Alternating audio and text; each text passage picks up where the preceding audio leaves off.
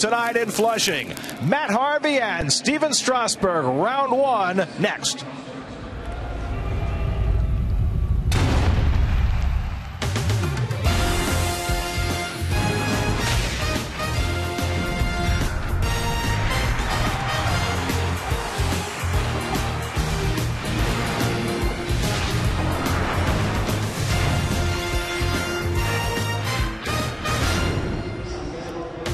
The Mets are back in New York after their frigid trip to Minneapolis and Colorado. Temperate temperatures for this matchup tonight.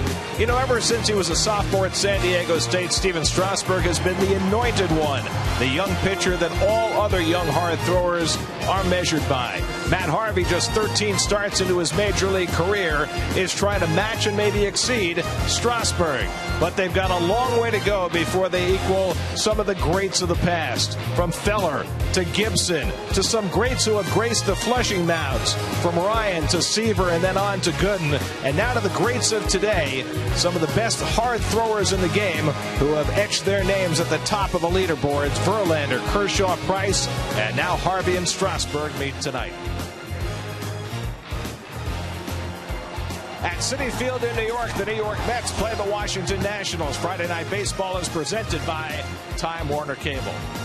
And a pleasant good evening, everybody, and welcome to Citi Field. Gary Cohen, Keith Hernandez, Ron Darling will join us in just a moment as the Mets open a three-game series against the Washington Nationals. And the marquee matchup tonight, Matt Harvey, in his fourth start of the year, has been as dominant as any pitcher in baseball so far this season against Stephen Strasburg, who is looked at as the great hope of pitching in baseball. It's the first time these division rivals will face each other this year, and these two guys will face each other for the first time. Well, as a fan, I always look forward to these kind of matchups. What's unusual is that they're so young. Matt Harvey has just been dominant. The word on him was in the minor leagues that he was wild. Well, he hasn't been wild. He is just a power pitcher out of the same vein as Tom Seaver, the razor blade slider. Right there, as you just see, the high fastball upstairs that he throws, and command of all of his pitches. And on the other side, from Washington, Stephen Strasburg, who's struggling a little bit, a good ERA 1-2 record right now. He's got more of a curveball fastball pitcher, throws bullets, and he mixes in a changeup. I think they're both power pitchers, but their stuff is uniquely different. I think that Harvey has more of that hard power stuff predominantly, where I think Strasburg maybe throws a little bit more changeups, but they're both tremendous power pitchers. Of course, the Nationals are the defending champs of the National League East. 98 wins last year, the favorite to win the National League in many quarters. And it's not just Strasburg, of course. They have the other great young star in Bryce Harper, who Matt Harvey will have to get out tonight. Well, Harper's hitting .364, top 10 in hitting, 5 home runs. That's in the top 10. He is just off to a hot start, Rookie of the Year last year. That'll be the big guy for Harper to get out in this lineup. Well, while we sit here up in the booth, Ron Darling is down in the bullpen, and he is watching as Matt Harvey gets ready for tonight's start. Well, thanks a lot, Gary. I hope you're thawed out from yesterday. You know, this is the first time I've ever been in the bullpen where all the picnic tables behind Matt Harvey today are packed with people who cheered when he got to the mound today. So that was pretty cool. Terry Collins talked about Matt today and said he came to the ballpark a little grumpy today. Grumpy pitchers, he said, are pitchers that are a little tense. So he wanted him to relax and just execute tonight. What I love about Harvey is that he's got this routine between 6 and 6:30. He gets himself ready with the trainers and the strength and conditioning coaches. They really go through stretching his arm, stretching his legs. Then he comes out, runs a few sprints, gets to 6:45, throws soft toss for 5 minutes, long toss for 5 minutes, and then really gets in the bulk of throwing those 98-mile-an-hour fastballs, curveballs, and then really replicating how he's going to pitch through that first part of the lineup for the Washington Nationals. I hear all the time when you're facing another good pitcher, and he will be today, one of the best in Stephen Strasburg, that you don't really think about the other pitcher. Baloney. They are thrown next to each other. They're playing burnout at about 98 miles an hour, and they're both going to be ready for this game. Back to you, Gary. All right, Ronnie. Matt Harvey aspires to be the best pitcher in the game. Tonight, he gets himself a pretty good measuring stick in Stephen Strasburg. The Mets and the Nationals meeting for the first time this year at Citi Field, where it's over freezing. Thank goodness. All the action coming your way tonight on SNY.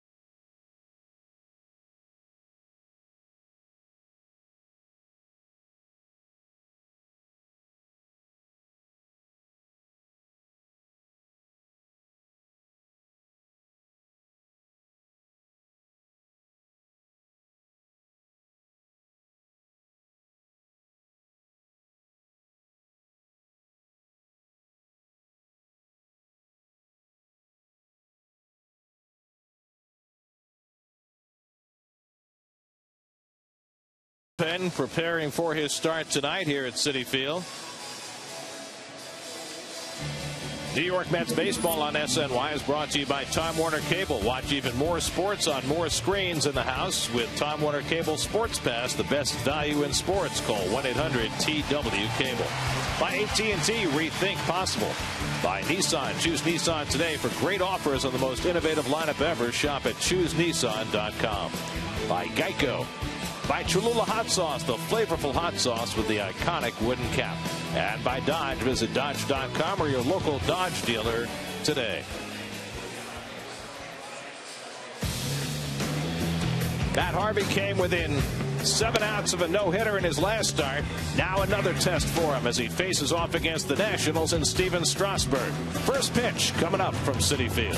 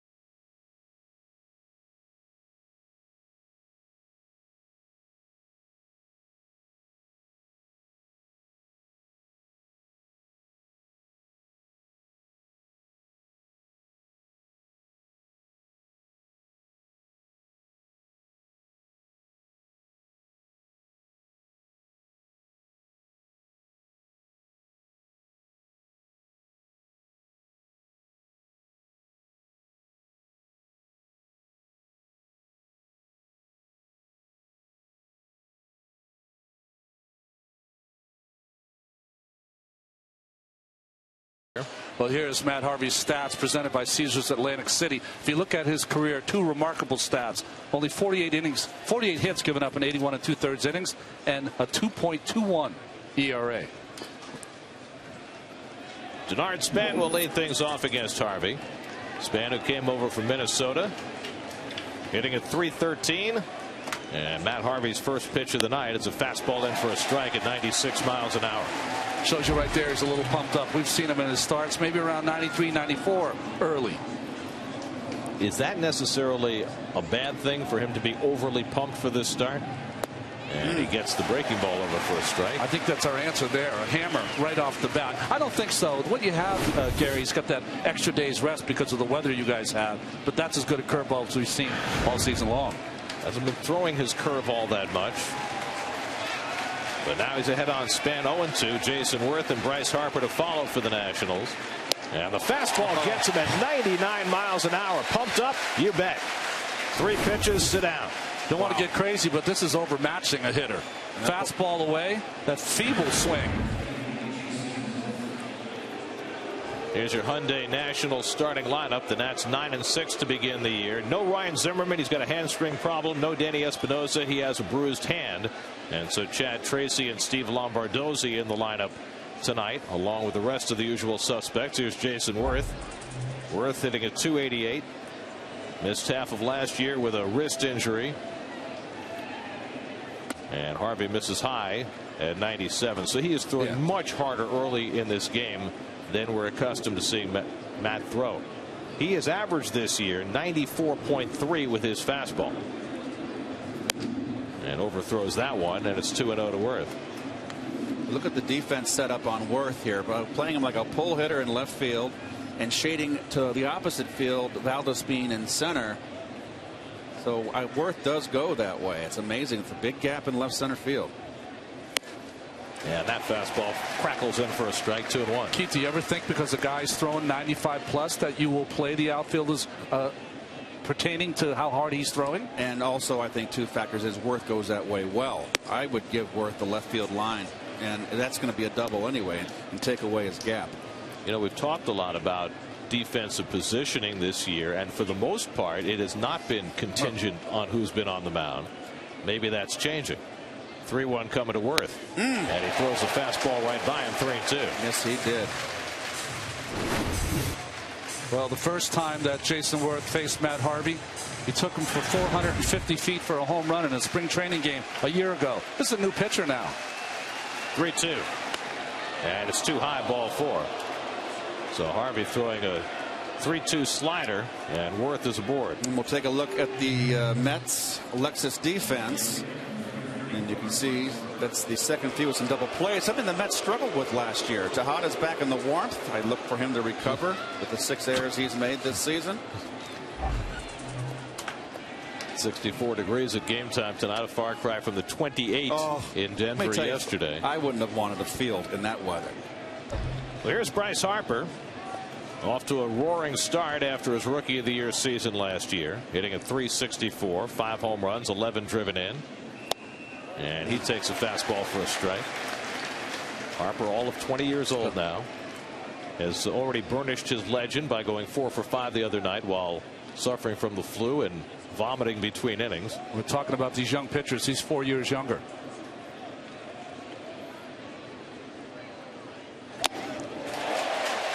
If there's one area of vulnerability that Bryce Harper has had, it has been against the hardest throwers. Well, he's got a little bit of a long swing, and it makes him a good breaking ball hitter, Gary.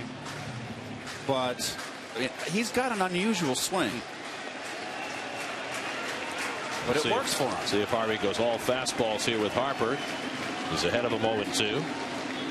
And he just got a piece of that one. Mark Simon of ESPN ran some numbers on Harper against the hardest throwers, the 95 plus guys, starters and relievers. He's 2 for 33 in his career.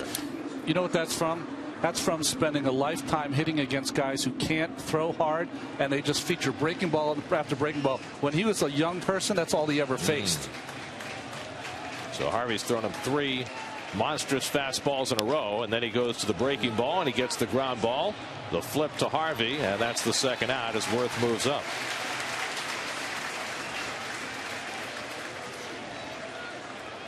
Well, nice pitch sequence here by Harvey. Goes right after him with the fastball for strike 1, then throws that one right by him. Good job by Harper trying to get on top of that one. He counters with a curveball down. Nice pitch. That was just completely in command of that at bat.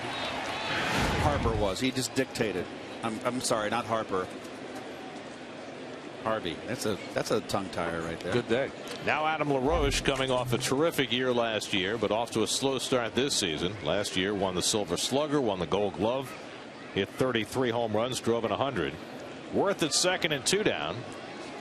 And the Mets put on a modified shift against LaRoche. And LaRoche has got a long swing here, and I wouldn't throw him anything off speed. Let him catch up to it by throwing 97.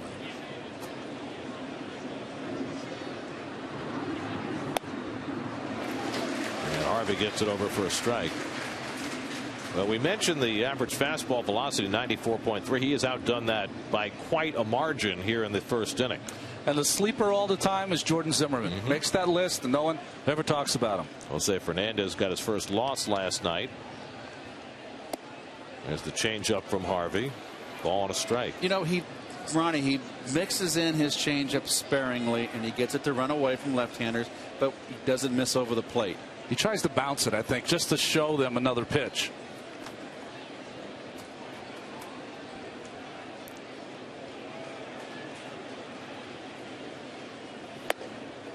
And he runs one inside to LaRoche. 2-1. This is a little departure for Harvey for you guys. You did the game in Minnesota.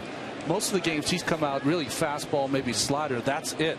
He's throwing the kitchen sink here in the first inning. Unusual for his fourth start. Held the Twins without a hit for 6 2/3 in his last start before Justin Morneau broke it up with a home run. He allowed just 2 hits in 8 innings. And it's up and in. It's 3-1. Well, I think the game plan coming in was this fastball, I think, was in and a little up. Maybe not up, but I think in. Didn't miss by much. Oh, boy. That's a close one. A lot closer than I thought it was. You know, coming into this game, Dan Watson does the game plan. Obviously, John Buck is thinking that this is a good fastball hitting team. You have to mix in all your pitches. Now behind 3-1. And he challenges LaRoche, who fouls it off. By the way, I don't agree with that. I think Harvey is above this pay scale. If he has his good stuff, 2 pitches is fine through the first time through the lineup. Well, especially if you come out with as electric a fastball as he clearly has tonight. Well, what makes his fastball electric, Ronnie, I think you'll agree, is that he can throw it like Seaver, and that's upstairs with that life on it.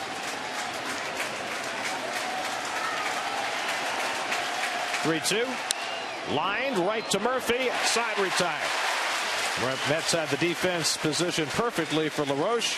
And Harvey throws a hitless first inning. Strasburg going to the mound.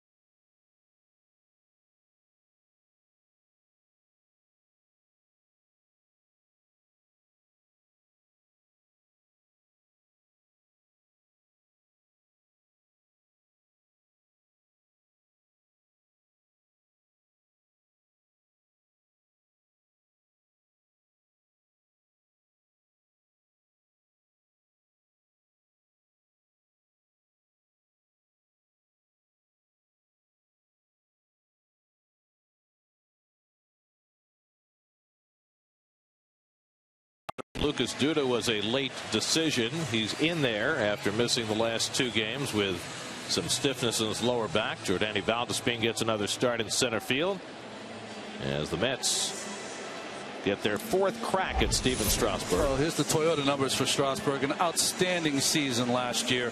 15-6, 3.16, and 197 Ks and 159 innings. And shut down the last part of the season. Controversially, and might have cost the Nats a chance to go deeper into the postseason. Jordany Valdespin will lead it off. 6th start for Valdespin, back in center field tonight after starting his last 2 in right and left in Colorado. Didn't look comfortable either one of those spots. And Strasburg starts him off with a fastball for a strike. Valdespin, Murphy, and right to try and get the Mets started after a dreadful series in Colorado. Not just the weather, but the way the Mets played for 3 games. They need to get righted, and what better way than with a 9-game homestand beginning tonight. Valdespin pulls one down the line, a foul ball.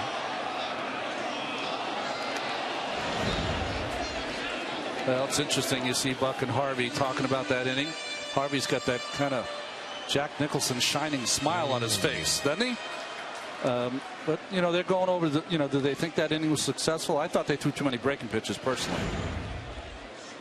0-2 from Strasburg, and Valdespin takes low and away.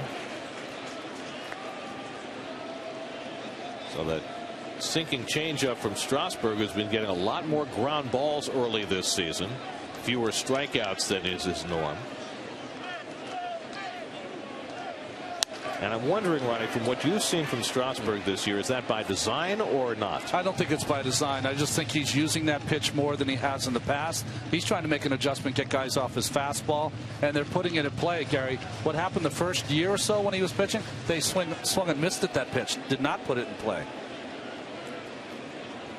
Strasburg is 8 months older than Matt Harvey, but has 35 more starts under his belt in the big leagues.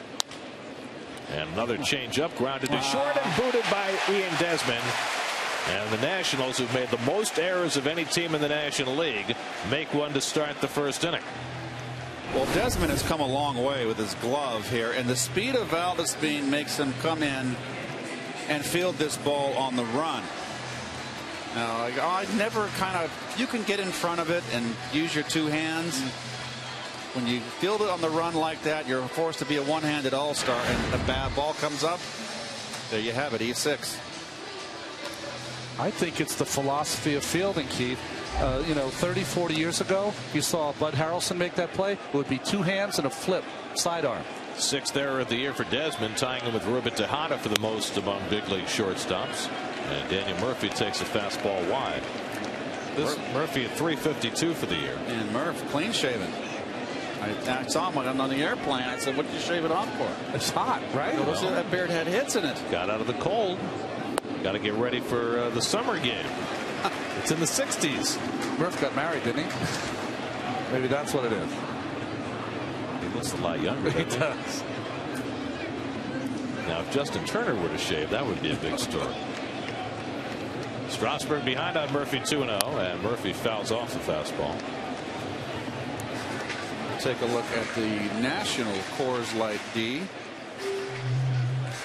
And without the LaRoche won his Gold Glove there. It's beautiful. But Zimmerman over there is also a Gold Glover. He's out of lineup with a hamstring.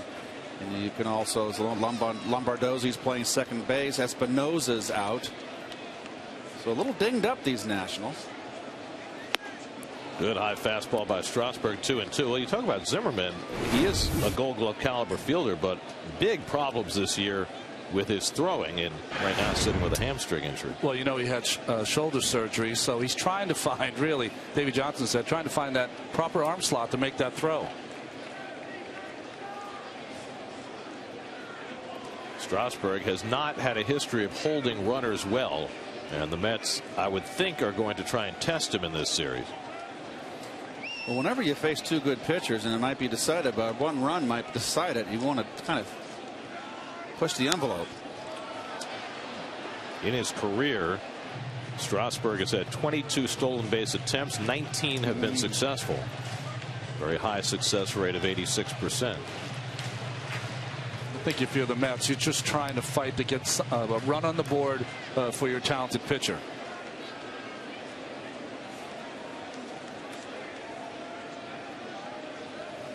Valdespin 2 steals this year, and Murph takes a pitch just off the corner, and it's 3-2. You got to send Valdespin now. Murph doesn't strike out. Good 2-strike hitter. The lefties have done pretty well against Strasburg so far this year. 258, better than you would expect. 3-2. Valdespin runs, and Murphy has a base hit. Valdespin will go first to third, and the Mets have the table set in the opening inning. First and third, and nobody out. He didn't need the beard, Keith. Well, he got a swing and a miss. You see the defense right here. No one vacates because it's 3-2. That ball just hit in the hole. The ball was down the strike zone. That was Strasburg's mistake. He blew one by Murph upstairs. Murph's a low ball hitter, and he remains raging hot. He has just been on fire. Now David Wright, who had 5 RBIs in the 3 games in Colorado. 8 for 14 with runners in scoring position to begin the year. So David starting the season the way he did last year. And the first pitch curveball misses from Strasburg. Ball 1. See David's numbers against Strasburg, just 1 for 6.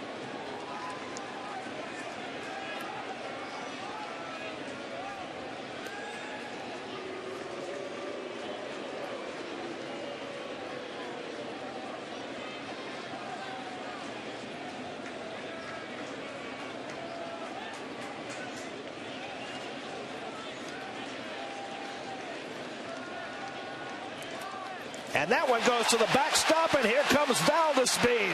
The throw is too late, and the Mets take the early lead. A wild pitch from Strasburg, and the Mets lead it 1-0.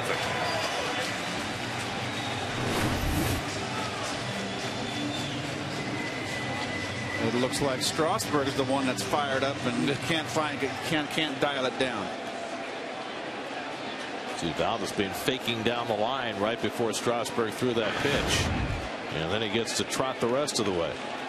So the error opens the door, and the Mets have a run home. 2-0 to right, and David flies one out to right field. Jason Worth is there. Murphy tagging at second. He's going to try and advance, and Worth's throw, close play, safe. Good aggressive base running by Murphy, and he gets to third with 1 out. Well, a very good arm out and right for Worth, but he didn't really get himself in a great position to get a lot of momentum, to get enough on that throw. And again, a Mets very aggressive on the bases this season. And Murphy especially. Yes. I mean, every pitch in the dirt, every chance to take an extra base. He's been front and center early this year. It's one of the reasons he scored 15 runs, which is tied for second in the National League. So now Ike Davis will try and get him in. We have seen managers bring the infield in early, not Davey Johnson. Interesting, isn't it? You're facing Matt Harvey, who's given up practically nothing this year. You're already down by a run, and you don't bring the infield in. I was a bit surprised. I mean, I can't second guess it, but you might want to play your middle infielders halfway. Davis pulls off the changeup. And it's 1-1. You know, Keith, I will second guess it. I think that if you've been watching Harvey, how he's been pitching, I'm not saying he's going to do it tonight, but I like your call. Halfway at least. If you get a bullet in one hop, you might have a play at the plate. Well, Strasburg in a spot where he could use a strikeout. Now he's ahead in the count, 1-2. You know, watching Ike guys, watching you guys on the road, you know, Keith, you addressed what ball away, but I think the other thing is nothing worse for a hitter than being in between, late on the fastball and a little early on the breaking pitches. Well, it's all because he's lunging. He's doing the same thing he did last year in the first half. And he goes down swinging on the changeup. So Strasburg has his way with Davis, and that's the second out. And Ike's starting to hear some boos. Nope. Fastball just misses first pitch, and a changeup. 1-1. Now fastball upstairs, away, everything away, then a sinking change. So everything out of the strike zone too. So 2 out. Murphy's still at third, and now John Buck, whose bat has cooled down after his raging hot start. Just 2 for his last 16. Still tied for the National League lead in RBIs with 19. Trying to pick up Murphy from third with 2 out, and he takes the curveball outside. Buck 2 for 9 against Strasburg. Of course, he's played in the National League East the last couple of years, and that certainly helps in the game planning for the Mets tonight with Harvey against the Nationals. Line drive left field, base hit for Buck. Big 2-out hit for John Buck as Murphy comes in, and it's 2-0 New York. 20th RBI of the season for John Buck. And attacking in the strike zone early again, Gare. You'd think that they would know this. Fastball right down the middle. Inner half, down. Boy, don't throw it by him. He got the barrel out and squared it up. You know, I was thinking today that a lot of these pitchers in the National League have been facing Buck, and they say this guy batted 180. He was an easy out every time up last year. I'm challenging him, and they paid for it in April here.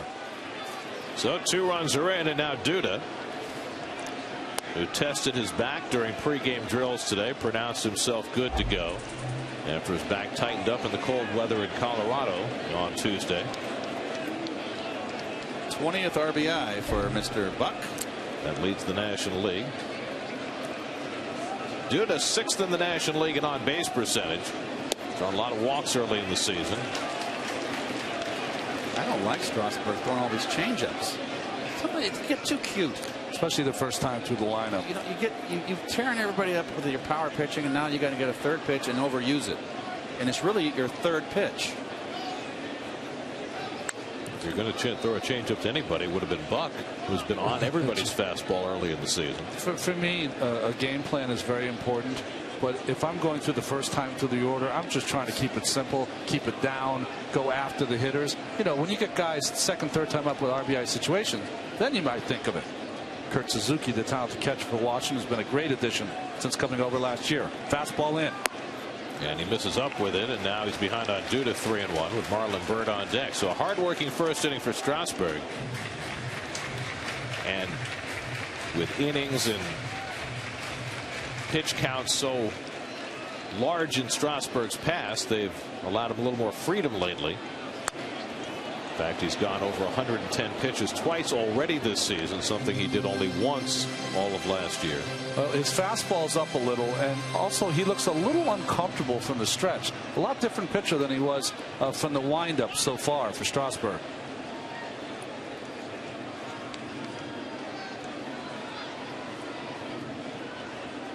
Now 3-2 to Duda. Buck will take off, and Duda fouls it back.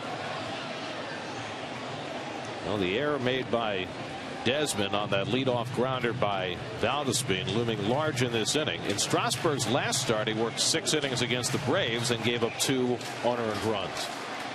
A big error by LaRoche in that game. They have been plagued by their infield defense. It hasn't just been Zimmerman.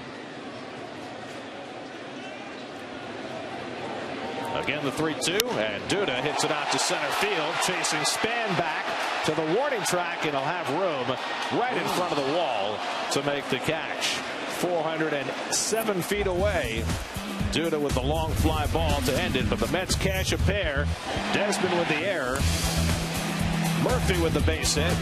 A wild pitch brings in one, and Buck plates the other. 2-0 Mets after one.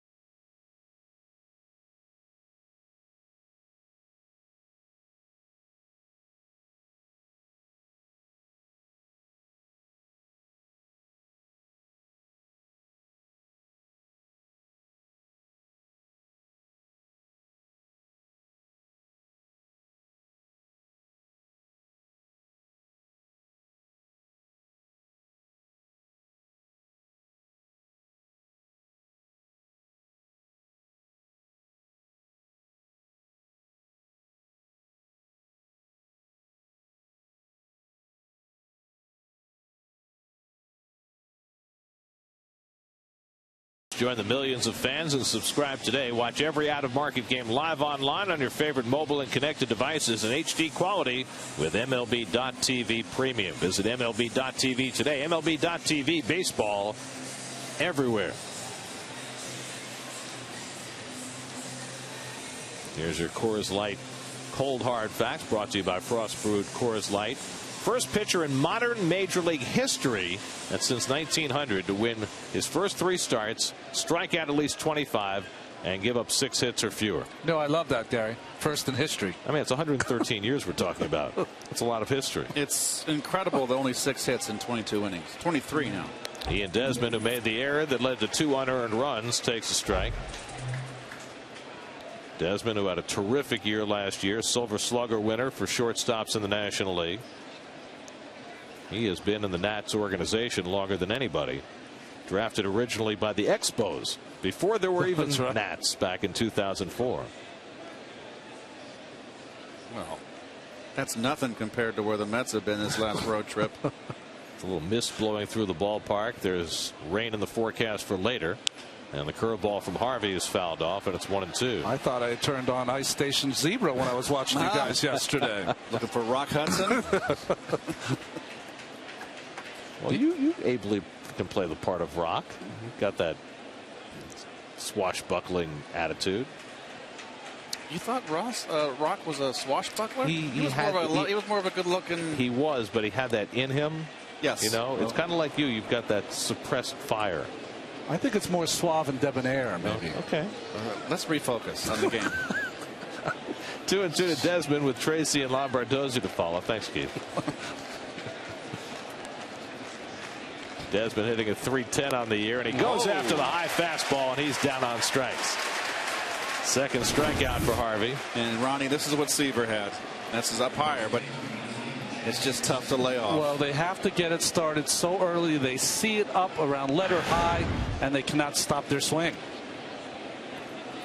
So 1 out and nobody on. Now Chad Tracy getting the start with Ryan Zimmerman on the sidelines with a bit of a hamstring issue. The veteran Tracy, now 32 years old, 2 for 15 to start the year. And he takes the fastball high.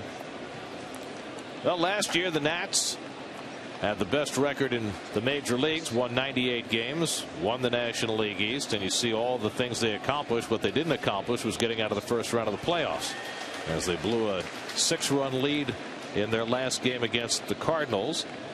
And you can certainly look back at Strasburg not pitching in that series and make the case that had he been there, it might have gone differently. There's a call strike, 1-2 to Tracy. Boy, he missed with the fastball, came back with a get me over curve, and then that changeup that started right at Tracy and back over the plate.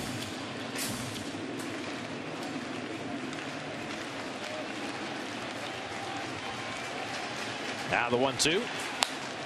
And he just missed with that fastball, 2-2. You saw that shot of Strasburg. I'll tell you, when you're facing a good pitcher, guys, you're watching him, and you are quietly going, boy, he's got some good stuff. You don't say it out loud because the hitters will kill you. But you're admiring what he's doing. Struck him out. High heat from Harvey to get first Desmond and now Tracy. 2 men down. Well, guys with the good fastballs, the great fastballs, you can pitch it upstairs. And that, my friends, is a Cholula hot sauce flamethrower. Dial it up to 98. He's already hit 99 tonight. So 2 out and nobody on. Now Steve Lombardozzi filling in for Danny Espinosa at second base, and he's done a nice job so far. And the switch hitter takes a fastball for a strike. Lombardozzi has been making like Wally Pipp out there at second base. We've seen him do this before. Little pop up and foul ground. A dominant second inning for Matt Harvey. 2 strikeouts and a weak pop up. He hasn't allowed a hit in the first 2 innings of any game so far this year.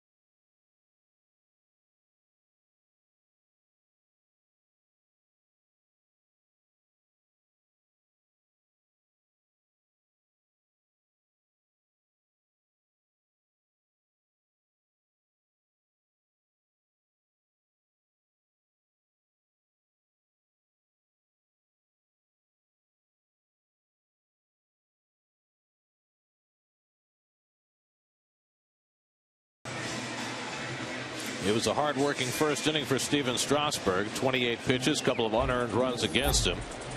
Lower third of the order, Marlon Byrd leads off the home second for New York. Marlon had a good road trip. Last 4 games, 6 runs batted in. Hitting a .267 for the season. Byrd, Tejada, and Harvey to bat for the Mets against Strasburg.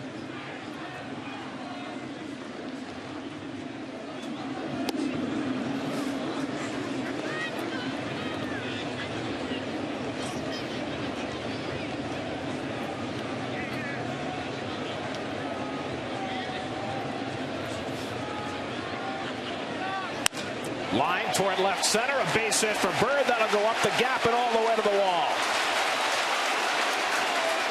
And Byrd pulls in at second base with a leadoff double. The Mets have hit some balls very hard against Strasburg early in this game.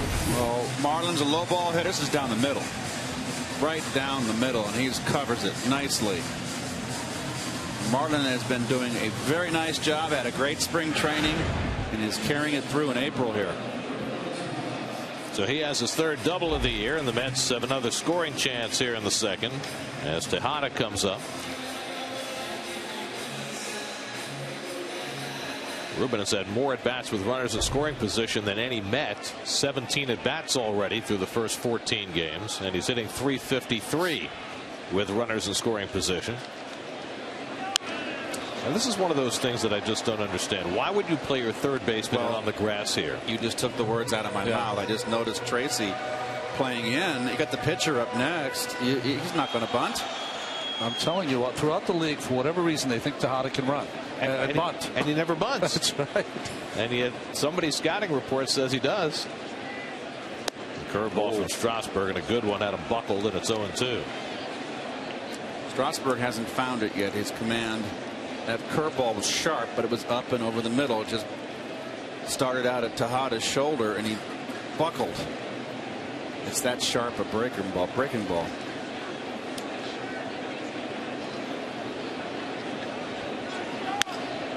Fly ball out to right field. Byrd will tag. Worth makes the catch, and Byrd trying to advance. Worth's throw comes in wide, and for the second time in 2 innings, the Mets able to advance on a fly ball to Worth in right field. Well, this is a much anticipated matchup for everybody, including the Nats manager Davey Johnson, talking about his pitcher Steven Strasburg. Look, Strauss is so driven to be as good as he can be. It doesn't matter who he's pitching against or who you're comparing him to. He always is a perfectionist on the mound. That's just him. He's still in the learning stages. He's in the learning stages, seeing how the strike zone, seeing how hitters react to his stuff, and that's always, you know, he hasn't really had a full year in the big leagues yet, and so he's just getting his feet on the ground. And I like where he's at, but you know, the best is yet to come. Now he faces Matt Harvey with the infield in, and he gets Harvey to chase one. Matt, look at those career numbers at the plate. .292. He's 1 for 6 this year. That's interesting what Davey says, because, you know, Strasburg made 12 starts his rookie year. Then he had the Tommy John surgery. Made 5 starts the next year. And then last year, they shut him down before he could pitch a full season. I don't remember Davey calling me a perfectionist with so much love. I thought it was a little, but he's right. Strasburg is, he has a chance. He's got all the pitches, you know, like Davey said, just learning how to pitch. Harvey bounces one foul. It's interesting, though, when you think about these 2 pitchers and how they got to this point. You know, Strasburg, from the time he was a sophomore at San Diego State, everybody knew this guy was going to be the first pick in the draft. He was considered a once-in-a-generation starting pitcher. And, you know, so far around the injury, he has fulfilled that promise, and with much more to come. In Harvey's case, it's different, though.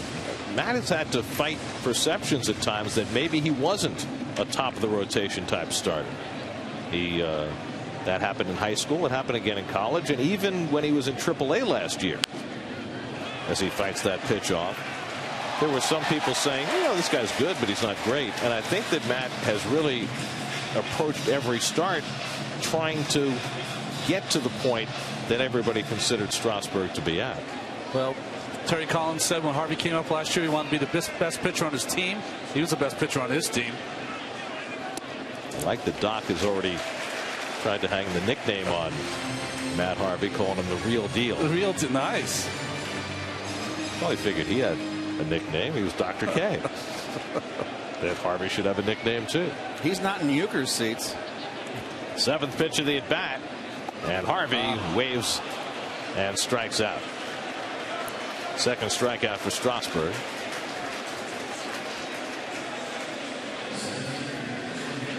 Of course, Doc Gooden began his rookie year in the major leagues, and that's what he did through his first 13 starts, matched up against what Harvey has, and the numbers are pretty similar. Yeah. Doc went 17-9 that first season in 1984. I was saying that Matt Harvey, when he came up last year, wanted to be the best pitcher on this Mets team. He came into this season, Terry Collins said he wanted to be the best pitcher in the league. He's just driven, and I think some of his bravado and confidence that we love at this level was not always treated with the same look when you're in AAA or AA. Sure. I mean, it's great to have bravado, but at some point you have to back it up. I don't know if bravado is the right word. I don't sense that from him. He's just very serious in the clubhouse. Yeah. He's very businesslike. But there's a confidence to him. Yeah, of he course. knows he's good, and he wants to be the best. I don't think that I don't get the impression he's cocky. No. That's my impression is that he believes in himself. I guess the point I was trying to make, it wasn't bravado, it's the wrong word. Sometimes when you're in the minor leagues and you walk around like I belong in the major leagues, people start looking at you like, yeah, you do? Well, maybe not. And he always felt it. Even last spring training, when he was told there was no chance for him to make the club, he didn't take that at face value at all. This time Suzuki able to stop a potential wild pitch. Mets have already scored a run on a wild pitch tonight. The other thing, I go back to last spring training after Harvey was sent down and the Mets played the Nats and Strasburg was pitching, and Harvey was sitting in the third row watching Strasburg, probably measuring himself, saying, you know what, that's where I want to be. Let me watch a guy that's already at that level.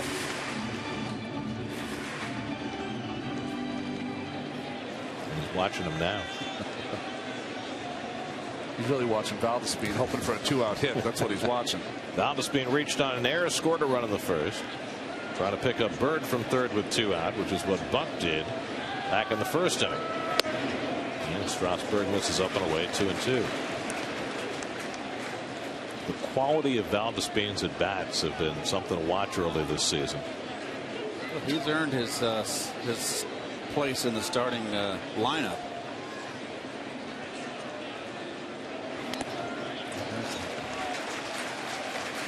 I just think too many changeups, Ronnie, when you've got a great curveball as your secondary pitch. Well, what's interesting to me is of those changeups, how many have been taken by the Mets? That's an interesting to watch, that kind of phenomenon. When he first came up, everybody was swinging at that changeup. Other than Ike Davis, everybody's been able to lay off so far tonight. Now he's 3-2. Bird at third and 2 out, and Valdespin goes down on the changeup, and that retires the side. Third strikeout for Strasburg. 2-0 New York after 2.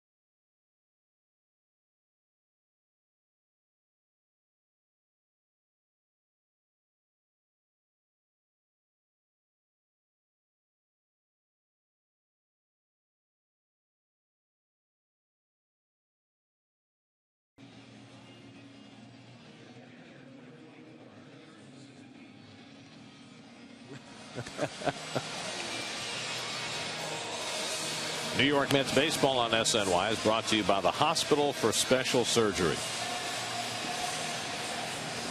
One of the things that has characterized Matt Harvey's season so far has been how unhittable his fastball has been. You see what he's done in the first 2 innings. But his swing and miss rate against his fastball is so off the charts. And I'm wondering, Ronnie, is it face value? Is it just that he has that hop on his fastball, or is there something else going on here? Well, I think, it's unusual high. It's around 40%, right, Gary? I think 40%. Nobody else in baseball is higher than 25%. Yeah, like the number for most of baseball is probably in the 15s or in the teens. Kurt Suzuki takes a strike. I think it's a combination of a couple things. He's faced some teams that are challenged offensively. He's pitched in some really cold weather here against San Diego and in Minnesota. But he also, like Keith said, he's got that extra gear upstairs, and you're not going to make contact on that. The only one who's had this game so far is Bryce Harper. I've got one thing to add to it, too. Let's face it now. I mean, look at that chart. That's just, it's phenomenal how far he is in front of everybody else. Let's also look on the fact that this is his 14th career start, correct? Right. Hitters haven't seen him yet, and the stuff is exceptional, extraordinary. So let's keep an eye on it as he goes around the league. Everybody kind of gets to face him, and okay, he's a great pitcher, but you start to go, okay, this is how I got to attack him. Right now, people are feeling him out, and it's extraordinary stuff. And that's why I think he's been so overwhelming. I think you make a point, Keith. What if they start laying off that high fastball after 10 starts? That'll be the adjustment that Matt will have to make. Maybe they won't. Maybe they won't. You witnessed Doc Gooden, who also made a living in part with his high fastball. Did they ever stop laying off that? No, they did not. Suzuki lifts it out to center field, and Valdespin is there waiting. 1 out. Ronnie, what I found very extraordinary of composure and maturity, and I'm sure you were watching when he lost the no-no in Minnesota with the home run. Like it never phased him. It's like it was a good pitch. He had a good pitch. That's how it goes. That was impressive. Yep. And it was a good pitch, right? It was a good pitch. Here's Strasburg, 0 for 4 this year, and he slugs one toward the right field line. Bird on the run. He won't get there, and it bounds by him and into the corner. Strasburg heads to second, and he'll be in standing with a 1-out double. So that's the first hit given up by Matt Harvey. It goes to the opposing pitcher. So how about that? So the pitcher can come in and go, come on, guys. This guy's easy.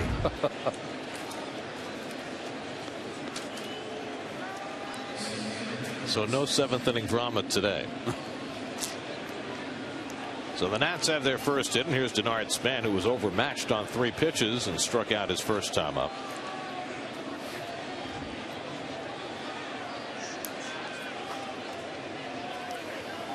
It's not that cold. Oh, by the way, put the coat on. Let's go.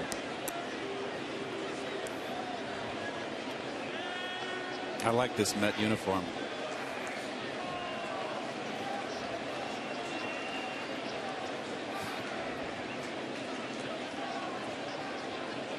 So Strasburg at second and 1 out. Here's Span.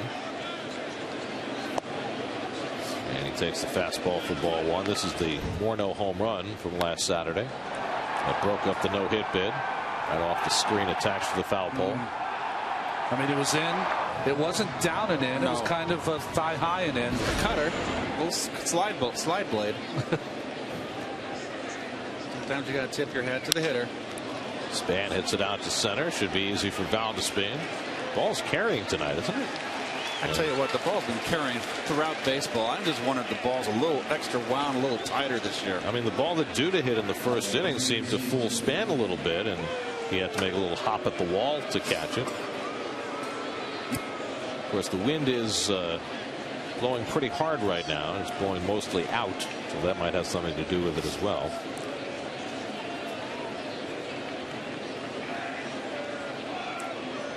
So 2 out. Strasburg still at second, and Jason Worth taking his sweet time coming up to the plate. Worth threw a walk his first time up. Harvey's walked 1. He struck out 3, which for the season makes it 7 walks and 28 strikeouts. He'll take that 4-to-1 ratio any day.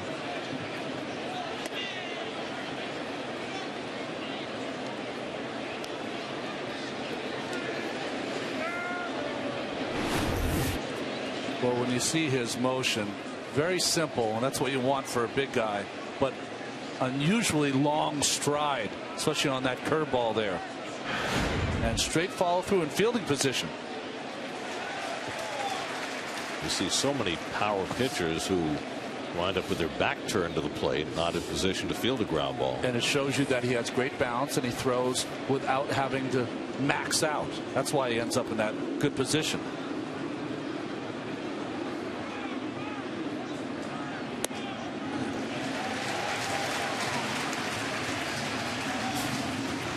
The thing about Harvey is that, you know, usually on your breaking ball you want a little shorter stride, but he has a way of kind of pushing off and kind of elevating off his back leg and gets that great kind of angle top to bottom that makes that curveball so sharp.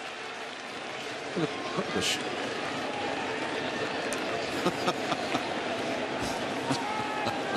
Quite the beard. A little trimmer these days.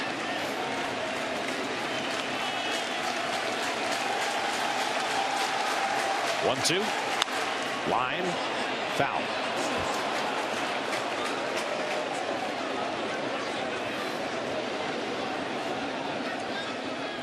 So one of the most important things that you learn when you pitch is you see this ball just foul, smoked down that left field line. Harvey's behind the mound. What is he thinking? Okay, Buck called for a fastball up. I threw it up. He smoked it down the left field line. That's got to tell me that he's sitting on that fastball. A breaking pitch is the way to go, or higher. Double up on it. Worse a guess hitter anyway. I think he might be looking for that curve. That's the cat and mouse of the breaking ball, strike three call. Nasty slider from Harvey gets Worth looking for his fourth strikeout. Ouch. 2-0 Mets.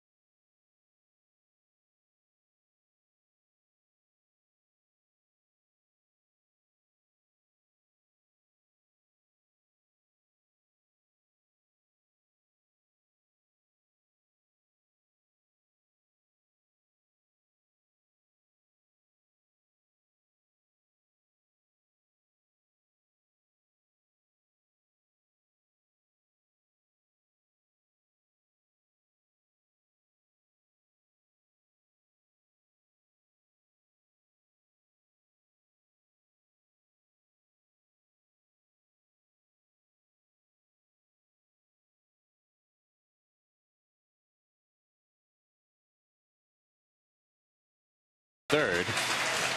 Before Daniel Murphy leads off in the home third, let's check in with Kevin Burkhardt. Kevin? You know, Gary, who knows? Maybe I'm sitting among the next Matt Harvey here. I'm here with the Copeg Long Island Youth League. A lot of the kids have their gloves, which is pretty neat. And the significance of this is the first installment of the SNY Play Ball Award. SNY giving a $5,000 grant to some areas that were really hit hard by Hurricane Sandy. And the Copeg was one of them. Here with Kenny Urban, who's director of the leagues. Just how bad was the hurricane out there, Ken?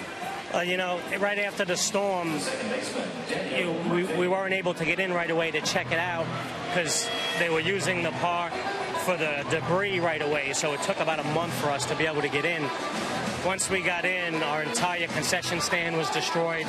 We had to empty it all out. All of my players' equipment, helmets, bats, catches, gear, all destroyed and gone, and all of our fields took major damage. We're right on the water, so the water came up to the entire park. And now, I got to tell you guys, the kids are fired up for the game. What does it mean for these guys to be out here? They all got have their gloves to watch Harvey Strasburg tonight. You know, we couldn't ask for a better matchup. You got Strasburg and Harvey going. You can't ask for better than that. You know, a lot of these guys are still displaced. You know, a lot of these kids are getting out for a night out, get away from what they're looking at home. All their parents are trying to rebuild their houses still. It's a good night for the kids just to relax and have some fun. And thanks for joining us. You're welcome. Thank you. Gary, back to you. Glad to have them here tonight on a very special night here at Citi Field. David Wright waits on deck. Murphy had a base hit and scored in the first, and Strasburg misses low with a changeup.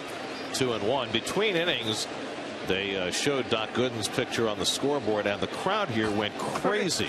And it makes you remember the way it was the nights that Doc pitched, and we're feeling a little bit of that here tonight with Harvey and Strasburg. 3-1 now to Murphy. There's Doc, and it is a little electric here. So there's energy in this ballpark tonight. I mean, when Harvey gets to 2 strikes, you hear the kind of rhythmic clapping that so punctuated Gooden's career at Shea Stadium. There's ball 4, and Murphy's on with a leadoff walk. First walk given up by Strasburg, and the Mets have the leadoff man on for the 3rd straight inning. Well, there's the good doctor. What a beautiful motion. It was Nureyev-like. No one's copied it before. No one's been able to copy it since. And that was one of the first times you saw a billboard like that. It was near the Lincoln Tunnel. I remember I saw it. I said, that is one of the best things I've ever seen. 24-4, 1.53. That was his 1985 season. Try pitching behind that stuff. That was a blast. You did pretty good. You can draft off that. David Wright hits a slow ground ball. Tracy on the charge, and he gets the out at first as Murphy moves up to second. Doc spent 11 seasons as a Met, but the first 2 were the most memorable 2. He was a phenomenon, and at a time when the Mets were going from a team that was a perennial last place finisher as recently as the year before he got there, as they became a contender, he turned Shea Stadium into a place to be. I can't speak about the rest of New York, but Keith and I, we lived in Manhattan. You would walk the streets to have lunch, and there was a buzz with people saying, the good doctor's pitching tonight. I got 2 tickets. I'm going. It was like such a big deal to even have a ticket. Strasburg struggling a little with his command here in the 3rd. Sailed that fastball to Ike Davis, who struck out his first time up. Well, there are certain pitchers who very early in their careers created a buzz. You know, I think of a guy like Mark Fidrich, who obviously had a mercurial career. Started and finished very quickly. Fernando Valenzuela when he first came up with the Dodgers. Hideo Nomo when he came over from Japan. Seaver's starts were like that for a long time.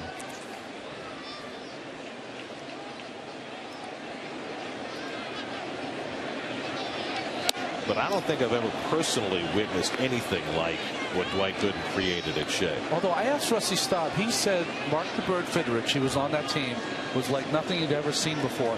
The Bird would go in, he'd give his post-game interviews with all the press. He would come back out in his shirt sleeves. Crowd would still be there, waiting to say goodbye to him. I mean, crazy stuff. Well, Fidrich was such a unique personality, too, the way he manufactured the mound, and he waved to his fielders. I mean, nickname of Big Bird, you know, the whole thing. But I just remember the night that Dwight struck out Marvell Wynn to set the rookie record, I guess it was.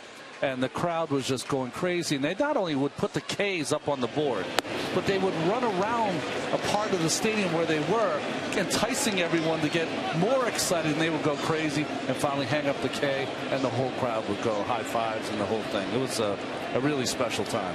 It was a special decade, that's for sure. It was, I was just very fortunate, blessed to have been played behind Doc and played on that team. Who was the pitcher that he broke the record? Was it Early Wynn? No, Herb Score. Herb Score. I had the right team.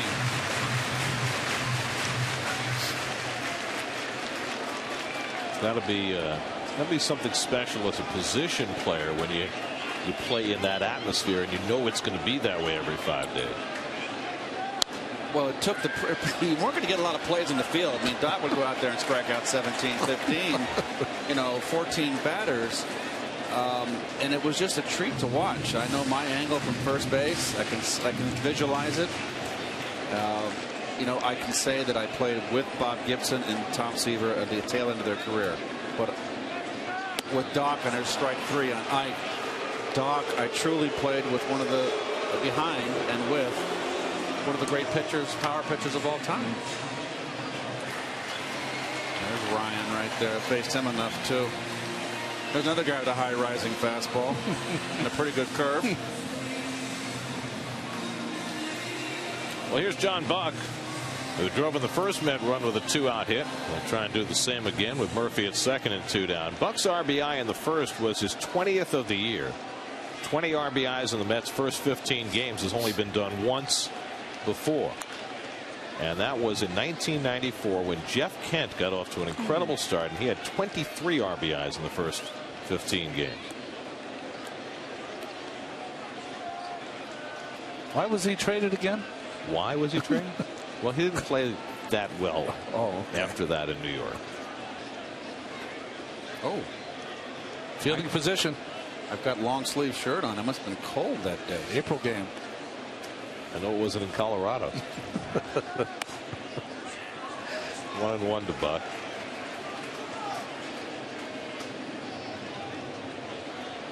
Well, Strasburg throwing a lot of pitches early in this game. Duda waiting on deck. Walk the leadoff hitter here in the third. Now with 2 out, Buck takes a fastball strike. Well located, 1-2.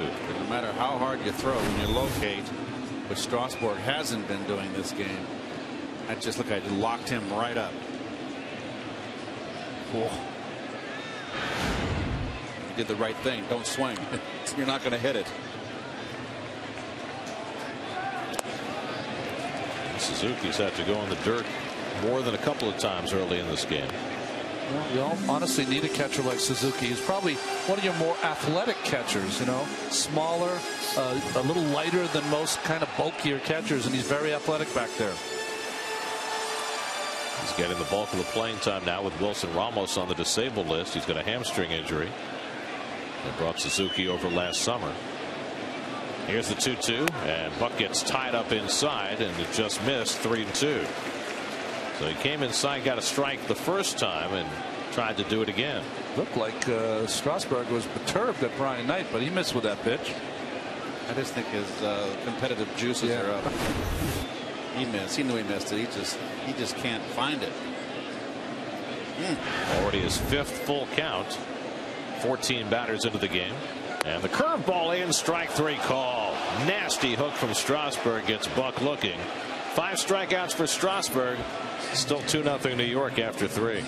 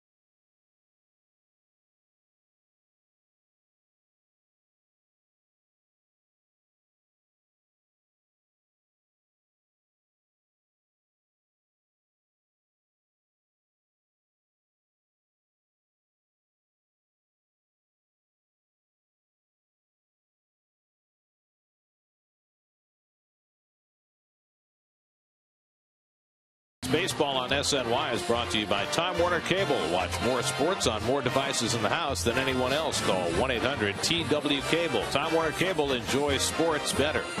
By Xerox. With Xerox, you're ready for real business. And by Budweiser, great times are waiting. Grab some buds. Love watching that old Nolan Ryan footage. Yes. Hey, we've all had our day, huh? Our day to shine in the sun. Well, it's a power pitching legacy that Matt Harvey is running with. 3 good innings under his belt tonight. 25 innings for the season. He's allowed 7 hits and struck out 29. He's in some uncharted waters, isn't he? Bryce Harper leads off in the 4th. Sorry, Gary. The one pitch he's got to watch out against Harper is that curveball for a strike. That is the pitch that Harper covers with power. No. Maybe There's not the that first one. pitch curveball for a strike. He's got a good one. Threw him 3 straight fastballs to start him off in the 1st inning, and then got him to ground out on a breaking ball. Good power in after a curveball away. Didn't get it there. And he gets ahead on Harper 0-2. Harper, LaRoche, and Desmond 3, 4, and 5 in the Nationals batting order. The only hit Harvey allowed, an opposite field double to Steven Strasburg.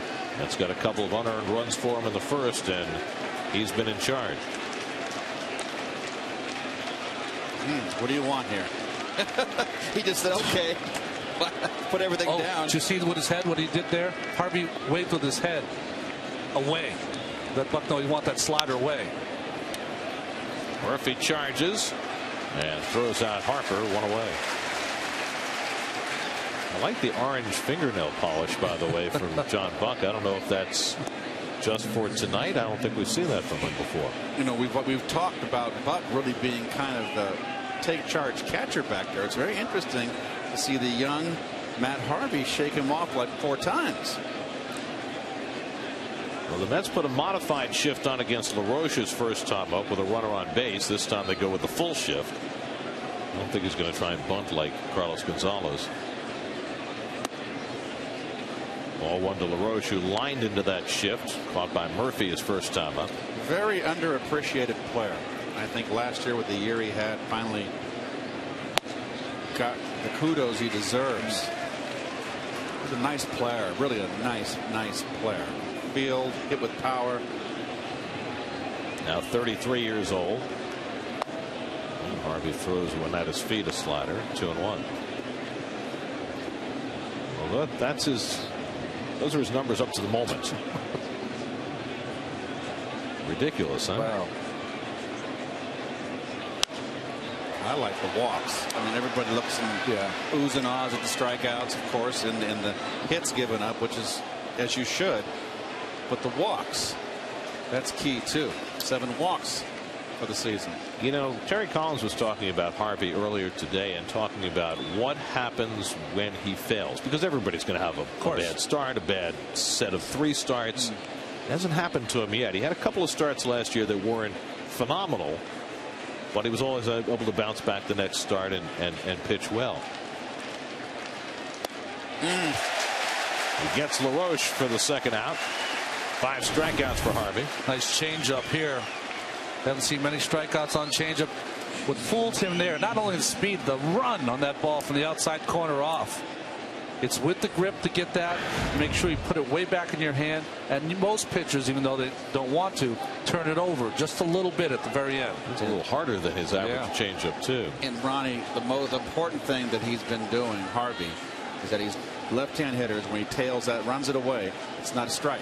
So you can't get hurt by it. Desmond late on the fastball. But what about that, Ronnie? It's really easy to have that great drive and great competitiveness and positive attitude when things are going well. What happens when a young pitcher like this finally hits a bump? It's not only that, Gary. Sometimes you won't even hit a bump. Sometimes you'll be pitching well, and the next thing you know, you take 2 no decisions in games that are 0-0. You lose a game 1-0. You say, hey, what's going on here? What Terry Collins said, and I believe it too, he's got the insides to weather those kind of things. He just, I don't think he's going to wilt under the pressure of having a couple of bad starts. 1-2 to Desmond. That strikeout of LaRoche a moment ago, the 100th of Harvey's career.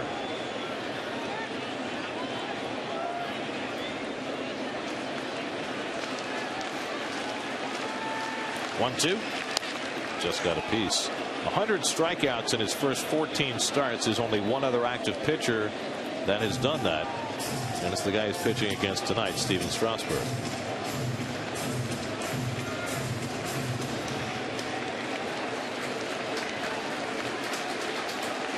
One-two to Desmond. Tied him up and just missed with it. And that's a changeup right there, sinking late, and good eye by Desmond. But if Desmond swings, he's not going to hit this ball. Odds was a backup slider. Excuse me. Fastball up. Stay with it. Another slider, and that missed. 3-2.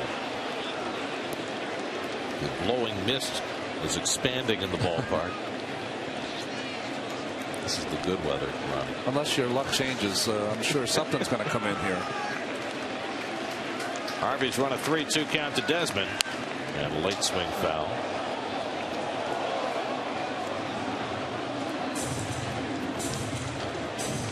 Personally, I think when you have a fastball like Matt, you got a 2-0 lead, Desmond's up, I would challenge him, Keith, with that good fastball. I agree. Big part of the park. Third full count of the night for Harvey. And he walked him. 98 miles an hour, a little bit low. Just missed. Second walk given up by Matt. So a 2-out base runner for the Nationals. And now Chad Tracy, who struck out his first time up. Remember, Tracy chased that high fastball up out of the strike zone last time.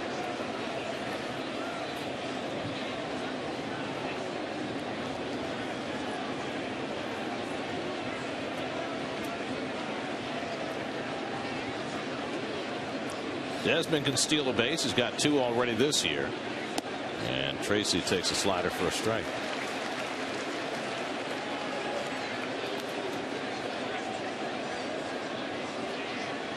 He's gotten away from his fastball, Ronnie, hasn't he? You know what I find interesting? I think that he and Buck, this is the first game that kind of button heads.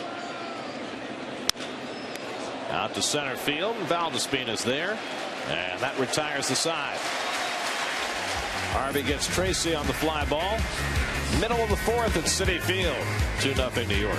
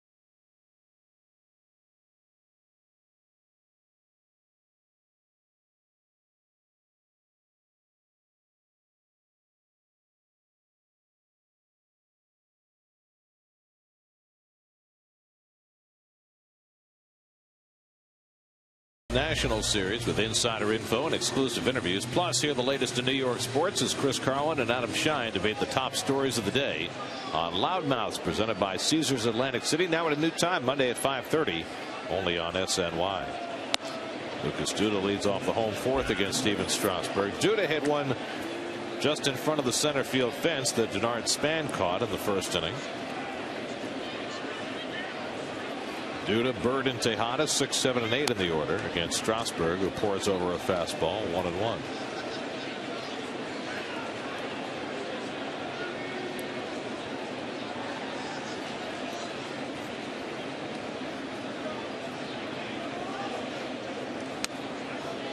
And that one sailed on Strasburg, a changeup, 2-1. He's had a few of those tonight that he just seems to have lost complete command of. Well, he has such a power changeup that he has such arm torque on it. Sometimes it just his arm slot just gets so low. And now he's behind on Duda, 3-1. Mets have had the leadoff man against Strasburg in each of the first 3 innings, which has created a lot of stress for him and a higher pitch count than he'd like, and far more pitches out of the stretch than he would like. And Duda happy to accept a walk to lead off the 4th. So second straight inning he's issued back-to-back walks. Let's go back to Harvey in the top of the inning. Well, see, when he bats on his helmet, Buck, he's telling, hey, think with me, throw this ball in the dirt. See, Buck, he's upset there. I'm telling you, do not. Need this breaking ball in the dirt. That's why he's putting his glove down. Again, he thinks that's a better pitch. Yes, likes that much better. And then in between innings, like we've talked about it before, there's a lot of discussion in between innings. I think that they're really butting heads. They're having a hard time getting on the same page, but still 4 shutout innings. It has certainly appeared, second time through the batting order, that Harvey's gotten away from his fastball. There's Marlon Byrd, who had a stinging double to left center his first time up. And the conversation continues. Talking about how they attacked the hitters that last inning, that one particular at bat.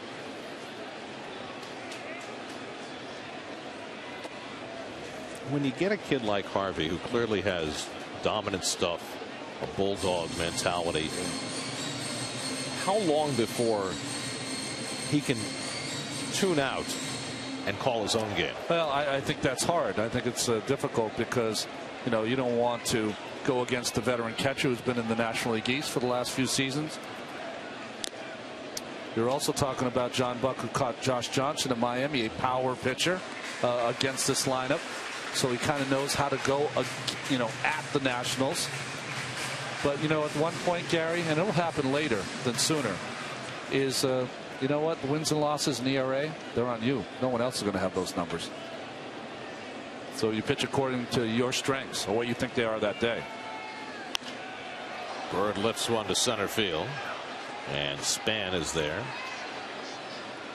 1 out. Duda back to first. SNY Super Slow Motion is brought to you by your Mercedes-Benz Tri-State dealers. Visit them on the web at searchmercedes.com. And what you say is true, Ronnie, but at the same time, look at the success he's enjoying right now. Yeah. Well, he's come out of the blocks just firing. 98 upstairs. It's going to happen. This is the first game I think that he spent a lot of bullets early in this game, and he not that he's laboring at all. He's not. But I think that, it's not the games he's pitched before where he's kind of eased into the game and gotten stronger. Let's see if he'll do it tonight. Here's Ruben Tejada with 1 out and 1 on. And a late swing foul. So you're saying those 98s and 99s in the first inning can catch up with you later? Best pitcher on the planet probably is Justin Verlander, right? Felix Hernandez, you got to put in that list. There's a few other. Clayton Kershaw. But when you watch Verlander pitch, who's the closest of all those pitchers to Matt Harvey, he kind of starts cruise control at 94 and then goes to 98 when he needs to. Also, I think that this is a big matchup here. There's a lot of excitement. Matt Harvey, for all the exterior, the way he looks calm and composed, I bet you inside he's all pumped up. I think as he becomes a veteran, he's going to match up with other great pitchers. Yeah. It's just going to be another day, another 5th day, just another start.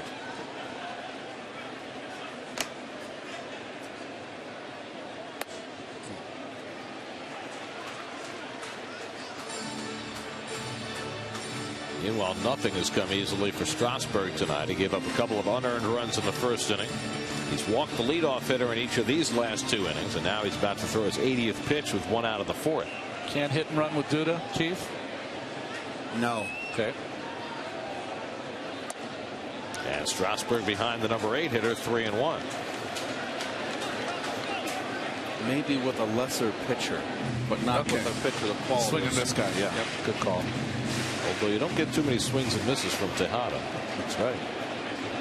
I mean, I find that you would hit and run every chance you get with him because that's one of his strengths. Harder to do it in the 8-hole, though. Suzuki back for a look, but that's well back in the crowd.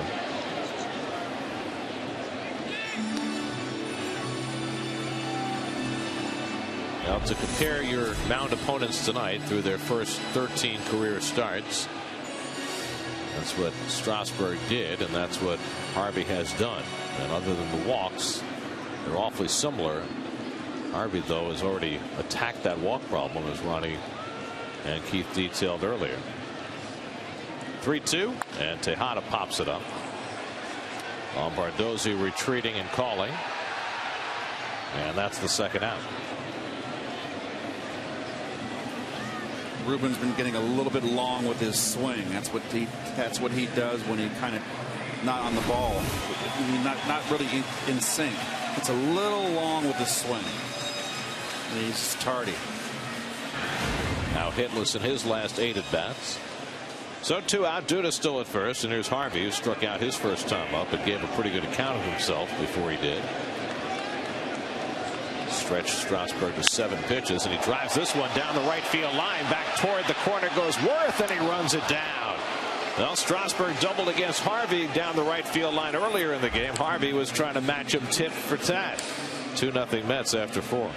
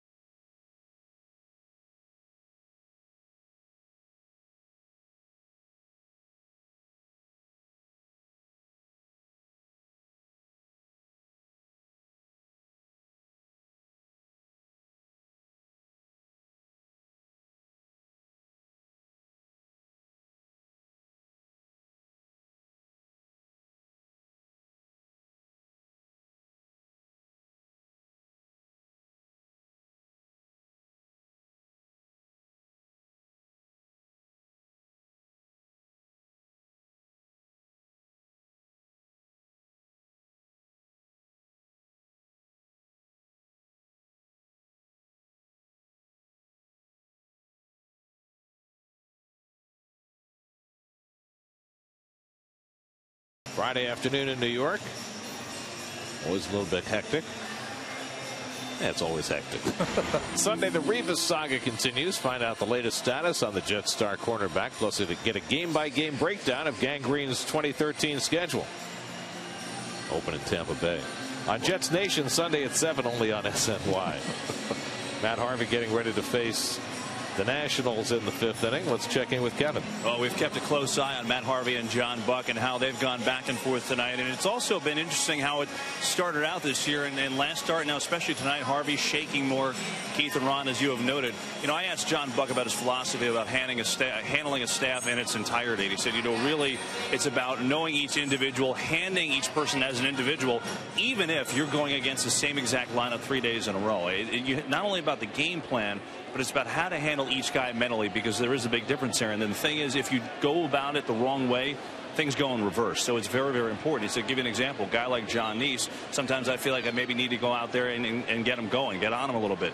Harvey, the opposite. Although we saw that exchange that we showed last inning with the curveballs, sometimes I feel like I got to go out and tone him down. Said everybody is different, and when you're going over the game plan, it is a give and take. And quite honestly, I'll go with whatever works. Perfect example he gave me. How about this in Florida when he was with Mark Burley? He said we'd sit down, go over the game plan, and Burley said you take control of it. He never shook me one time. He didn't even want to think. He just wanted to see what I did and throw the pitch. Everybody's a little different, guys. I didn't know Burley had enough time to get the sign. He said there is no signs. Off the fists of Lombardozzi, and in comes Duda to make the grab one away. And guys, just on a note, I mean, we showed the crowd tonight and showed Doc Gooden, and it is fun tonight. You know, nobody's walking around. That's the difference that I noted. I was out in the outfield, do that interview before. Everybody's paying attention. Even the people that are standing up, paying attention just a little bit closer tonight. It's a good atmosphere. Well, I have a feeling that as Matt Harvey's season continues, if it continues on the trajectory that it's begun on, it's going to get more and more like that with each one of his successive starts. Well, that's the way it should be. You go to a ball game, you go to a ball game to watch baseball. Here's Kurt Suzuki, who flied out his first time up, and he takes a strike. You know, talking about Mark Burley and shaking off, Tom Gorman used to be a pitcher for us, a little lefty. We used to call him Gorfax because he was a talkative kind of guy and talked his game up to Sandy Koufax's level, or so we thought. But I remember once he was talking to Gary Carter and said, "Kid, now once a fastball wiggles the change, this." Gary Carter said, "Tom, just throw it. I can catch it." Yeah, we don't need any signs.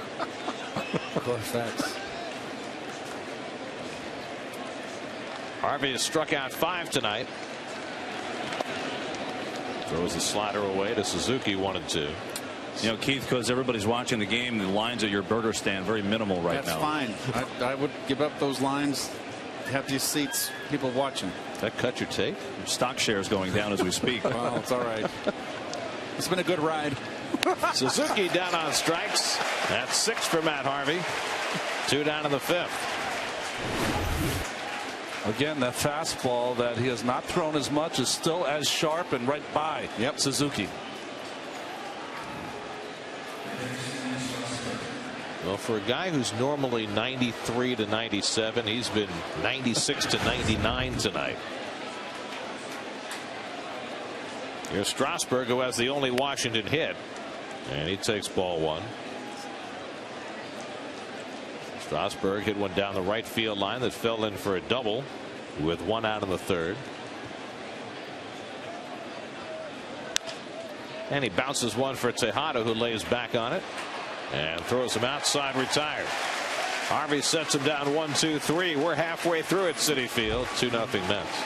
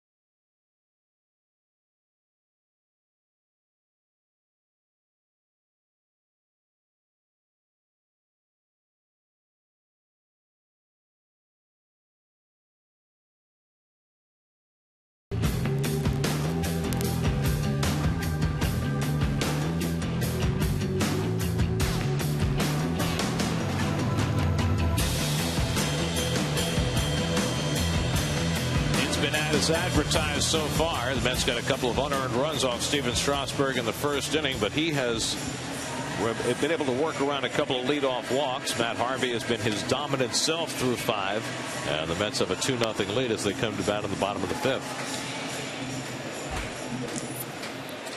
Seems this is familiar territory for Mr. Harvey. 5 innings, 1 hit, 6 strikeouts. And after those starts, start in Minnesota, no jacket in between innings. Must feel balmy tonight. Felt bad for John Neese that he had to make 2 of the starts in the ice box, 1 in Minnesota and 1 in Colorado. We'll have a little bit better weather, I hope, for his next start against the Dodgers coming up next week. Jordany Valdespin leads off. He reached on an error by Ian Desmond leading off the first inning and came around to score. Then he struck out to end the second.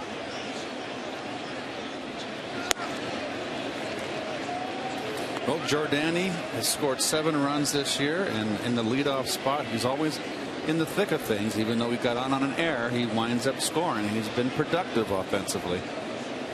And it was the kind of error, we saw it for years with Jose Reyes, that speed creates. Right.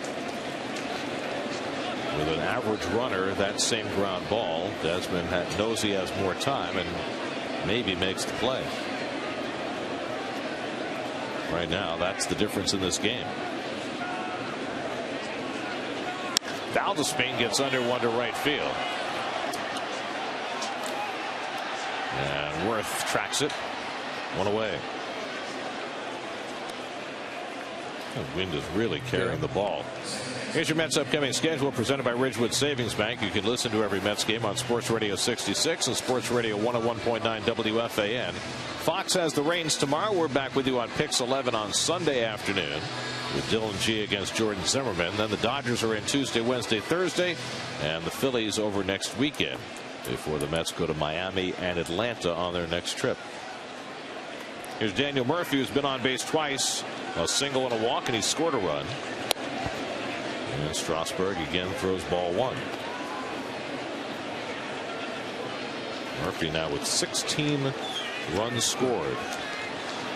Only Carlos Gonzalez has scored more in the National League. He has 19. Boy, did he have a series against the Mets.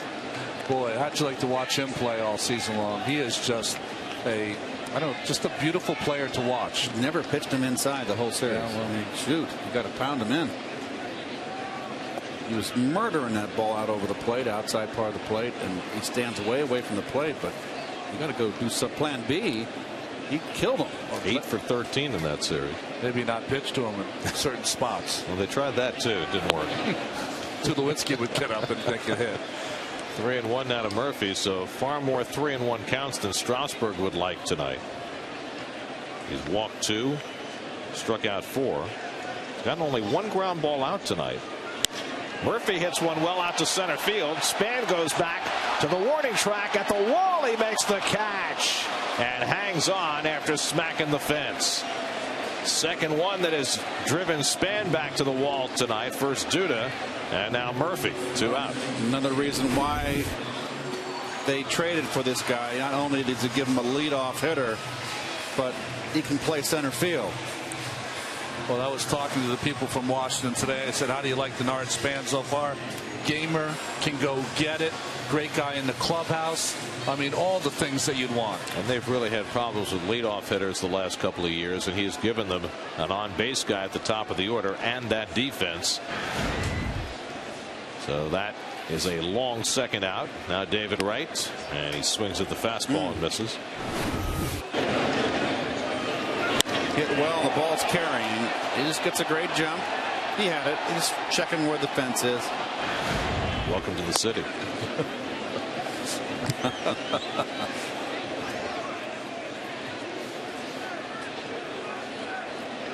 Wright is flied out and grounded out tonight, 0 for 2. You know, it's interesting when I was watching you guys in Colorado. David Wright got a lot of those pitches down and in, kind of fought him off to right, but Strasburg's got a little too much giddy up to get that ball fair. 1-2, and the curveball. Did he bite? Nope. 2-2. Nicely, Davis with the call. Nicely done, David, right there. Good eye. And I agree. No swing.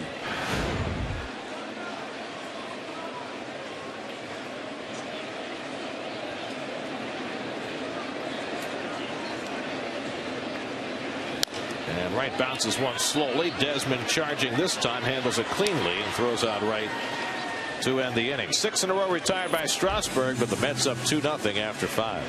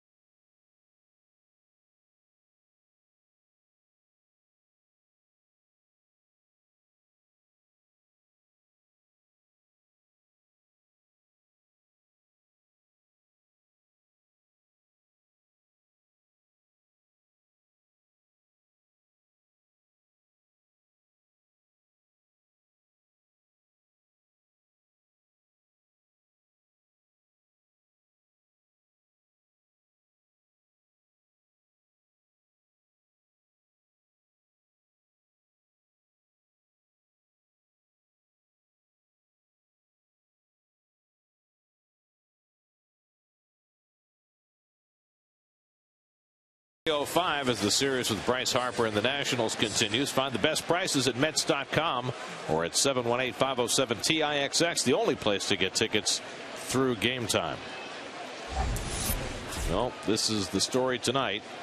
Matt Harvey and Steven Strasburg. Harvey with the upper hand. Mets got a couple of unearned runs in the first inning. Strasburg already up to 96 pitches through 5, whereas Harvey has been far more economical. This is a big inning for Mr. Harvey. 6th inning, top of the order. 3rd time through the order as Denard Span leads off and hits a sharp ground ball through the middle.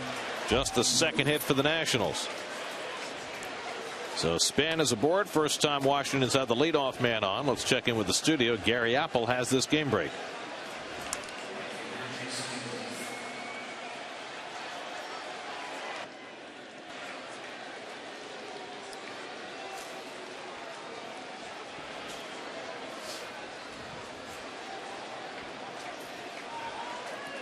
Braves at 13-2 on the season, but taking it on the chin tonight. So Harvey yields a leadoff base runner for the first time tonight. Jason Worth, the tying run at the plate, and he takes a slider for a strike. Worth has walked and taken a call, 3rd strike, 0 for 1. Well, this is the most dangerous part for any pitcher. Why? It's the 3rd time to the lineup. A good lineup. Some veteran hitters mixed in here. Span can run. All the things for a difficult inning. Chasing the pitch upstairs, and it's 0-2. That's where I like the fastball. You notice Denard's fastball, Span, excuse me, was down. Look what he does right here. They can't catch up to that high one. But it's also interesting that Span attacked that first pitch, something that Nats have not been doing most of the night. And you see the pitch usage about the same as usual. Fewer changeups maybe than normal for Matt. 1-2 now to Worth. Right on cue. A changeup Ahead 0-2 in the count. Very unusual pitch. It's a pitch we have not seen. And a way to the right-hand batter, too. You're thinking two things here. Strikeout because you're a strikeout pitcher, or a slider down in a way that Worth tries to pull. Here's the 1-2. And he wastes that fastball. There you go. 2 fastballs up. So let him off with a high fastball, strike 1. Change up in the dirt. Now another high fastball. Well, that's his pitch distribution this year. So you see his changeup usage a little down tonight from where it's been. That tells me is 2/3 of the time you're going to get a fastball from Matt Harvey if you're the hitter. So why not first ball fastball hit? Which is what Span did. Looking for the ground ball with the slider away. And he lays off 2-2. I think only on Worth. Remember, guys, he struck him out on a slider away, taken for a strike. His slider has not been great tonight. Been more like a cutter almost. His best curveball, maybe the first one in the first inning. But that hasn't been a huge weapon for him either. Up and in's a good pitch here, going away with the fastball. 2-2 to Worth. And again, he's able to make contact and foul it off.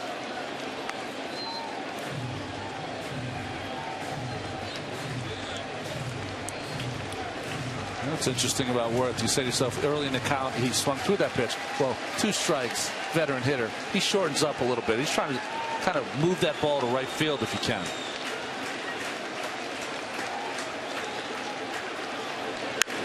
Double play ball to Murphy. Out at second. Tejada's relay. Double play. 2 men down. 4-6-3. 2 out and nobody on. Well, pitcher's best friend right here. Slider is the call. Worth takes a good hack on this. It's a hanger. He had 2 strikes. He was being defensive there. But that's gets you right out of a whole lot of trouble. Even more importantly there, double play turn by the Mets.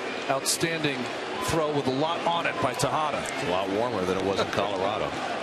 11th double play for the Mets in their 15th game. So now Harper bats with 2 out and nobody on. Twice is grounded out to the right side, and Harvey throws him a first pitch slider, ball 1.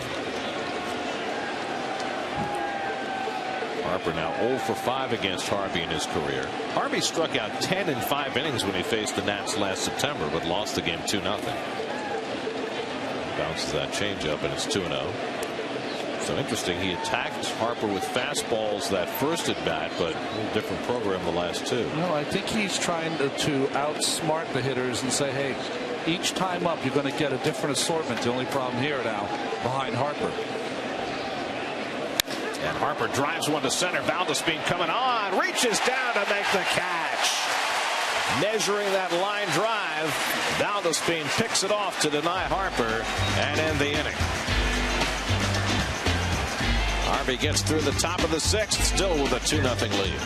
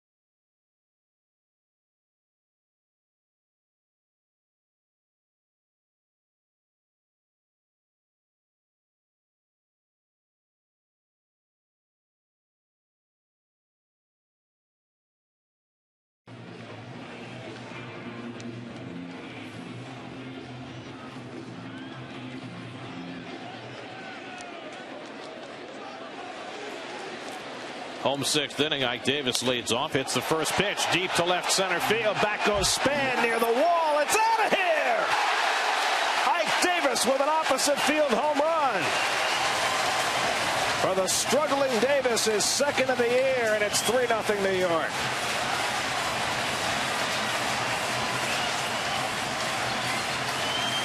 Well, Ike heard the boos after his first two at-bats, both resulting in strikeouts against Strasburg. He attacks the first one he sees his third time up and takes it out the other way. Well, first ball, fastball hitting, and the fastball meant to be away, not away enough. And that's the kind of strength and power that Ike has. It was also down, Keith, which I think is the key. You don't hit 30 home runs plus and not have power. Well, for Davis, that's just his fourth hit in his last 26 at bats. The other three were all hit off the end of the bat. A little duck snorts to left field. This one driven out of the ballpark. Well, it's surprising he would lead Ike off with a fastball right down the pipe. Right down the pipe. And you know what? He's been swinging and missing it, though, so that's a good sign. David Wright, Duda, whomever. Ike has the most power on this ball club when he connects. By far. It's only the fourth RBI for Mike this year. It's been a struggle for him again. Meanwhile, Strasburg starting Buck off with back-to-back curveballs. And then John hits one in the air down the right field side. Worth coming over and has enough room to put it away. 1 out. We're going to see more of that against Buck. And he'll have to make the adjustment. You know, his entire career, he has not been a great breaking ball hitter. He's a middle of the plate in kind of fastball hitter. But he's going to have to make the adjustment to get some base hits on those pitches occasionally.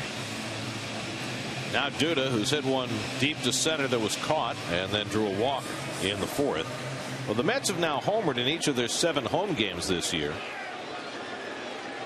which, when you think about their history since they moved to Citi Field, is pretty extraordinary. Yeah. Well, just their home run power so far coming out of the blocks has been something that you did not see.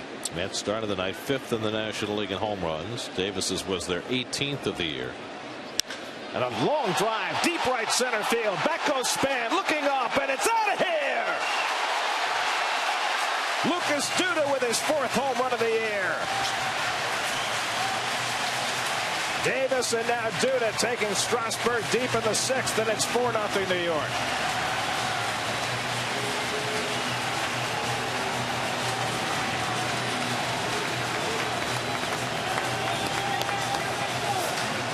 You sure Ike has the most power on the team?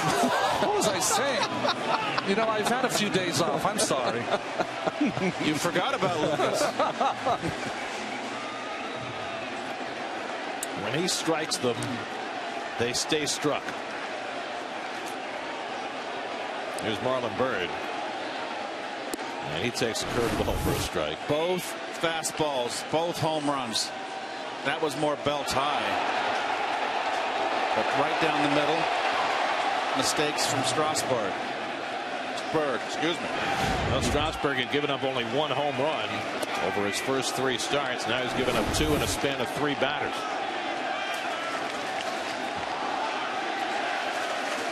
It's nice to see Giordani Valdespin has a new job as helmet boy.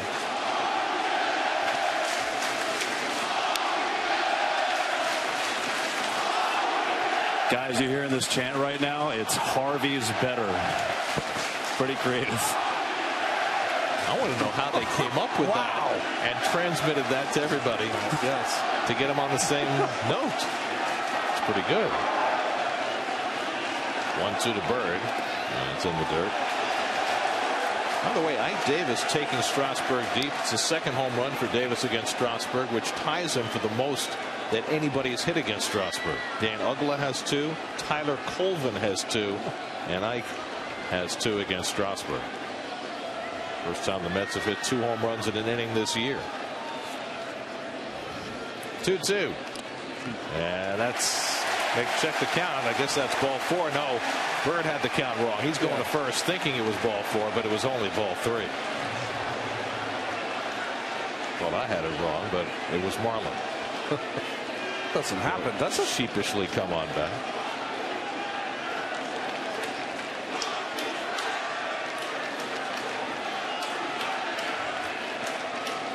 Veteran left-hander Zach Duke up in the bullpen for the Nationals as Strasburg has given up a couple of home runs here in the 6th.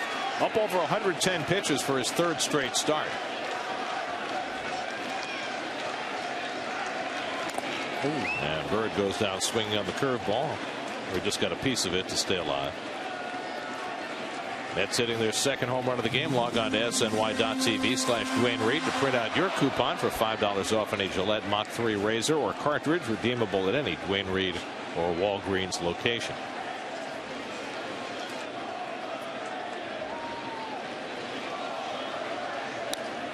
And again, Bird able to stay alive. Marvin doesn't get many bad swings on breaking balls, does he, Keith? He just, especially with 2 strikes, he stays on it. He likes the ball down. A breaking ball is always going to break down, particularly a curveball that Strasburg throws. His vulnerabilities, and that's a terrible pronunciation, is up and in, like most hitters. 8th pitch of the at bat, and he goes down swinging on the fastball. Strikeout number 6 for Strasburg. Nationals trying to milk Strasburg through this inning, but it is interesting, Ronnie, the way they've taken the reins off him a little bit in terms of his pitch count. It's amazing, isn't it? It's like one year we're going to really treat you with kids' gloves, and then this year a $110 to $120 every time out.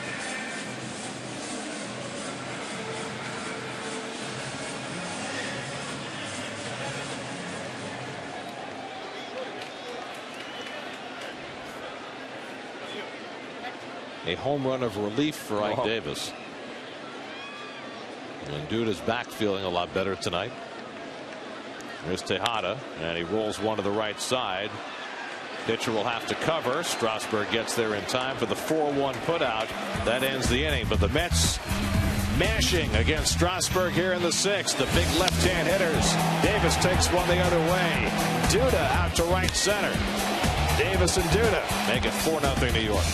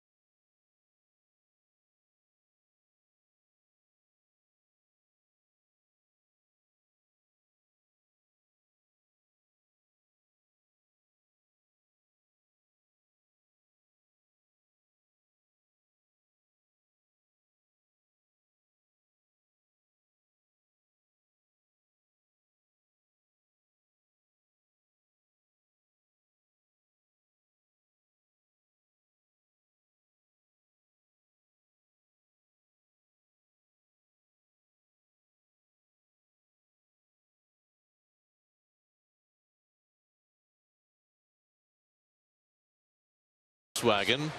Roy Halladay and Tim Hudson each won their 200th last week. Well, Halladay going for 201 and doing well, up 8-2 on the Cardinals. Hudson only lasted 4, and Wandy Rodriguez throwing a 1-hitter against the Braves so far. That's 6-0 in the 7th. Braun a 3-run homer. The Brewers going for their 5th in a row as they lead the Cubs tonight. Steven Strasburg 111 pitches through 6 innings, probably done for the night. And just like the Mets, a lot of talking. You see David Johnson patting him and saying he's done for the night. And here he's talking not only to Steve McCaddy, the pitching coach, and Kurt Suzuki. We talked, we listened to Davey Johnson before, said he hasn't had really a full year. He's still a work in progress. and a couple of fastballs down the middle that inning cost him. Definitely not a dominant performance by Strasburg tonight. On the other hand, Matt Harvey just went through his most challenging inning in the 6th, and he throws the first pitch curveball to Adam LaRoche for ball 1. Harvey gave up a leadoff single to Span in the 6th, got a double play grinder from Worth on a pitch he might have gotten away with. Then Harper hit a bullet that Valdespin caught it. 1-1 to LaRoche. LaRoche lined out in the 1st inning and then struck out in the 4th, 0 for 2.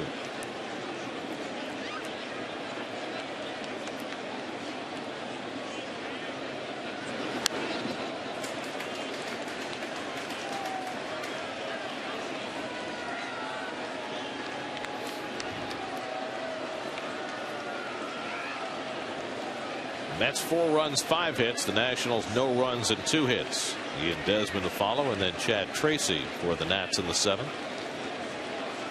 1-2. And he held the swing on the high fastball. 2-2. Well, when you're looking at Harvey head on, you're the batter in the batter's box. What makes him deceptive? Pretty free and easy. And you can see that exertion at the end with that leg kick, the right leg kind of just jumping out of view. He's nice and easy, nice and slow, a little methodical, and at the end, watch that off that back leg, just springs at the hitter, and that right leg really kicks in the air and comes around. That's where he gets his power. 3-2 to LaRoche leading off the 7th, and he misses with a curveball and walked him. 3rd walk given up by Harvey. That's the wrong pitch there. I agree. It's a changeup, 3rd pitch. Go after him, 4-run lead. Yeah. Run the fastball upstairs. It could have been called, but it's the wrong pitch. And the baseball gods work in this way. If you're a pitcher and you make the wrong pitch on a 3-2 pitch with a 4-run lead, you never get the call. It's an interesting philosophy. Well, I mean, it's not mathematical, Gary. Not everything can be quantified. That's right. Here's Desmond, and he takes a knee-high strike. Desmond has struck out and walked. Okay, so Ian Desmond, Chad Tracy, Steve Lombardozzi are the 5, 6, and 7 hitters in the lineup. They are 0 for 5 today. The 5, 6, and 7 hitters all season against Harvey are now 0 for 27. Wow. But there's the first hit. Just when we said it, it's like jinxing the foul shooter. We didn't say it. You said it. Nope. I take full responsibility. Desmond with the 3rd hit of the night for the Nationals, and now they have the first 2 men on in the 7th. Takes advantage of a hanging breaking ball right there. So I think Mr. Harvey has got to start going to number 1 here. But now we go back to what Ronnie was talking about earlier. That first inning when Harvey was throwing 98 and 99. Does he have enough to go to his fastball now? Yeah, well, I think he does. But, you know, you want to spot it. What you're thinking about here, you have a 4-run lead. You want to get Chad Tracy, a veteran, doesn't run well, to hit a ground ball. That's your only thought. He lines one, though, into left center for a base hit. LaRoche around 3rd. He's going to be waved home.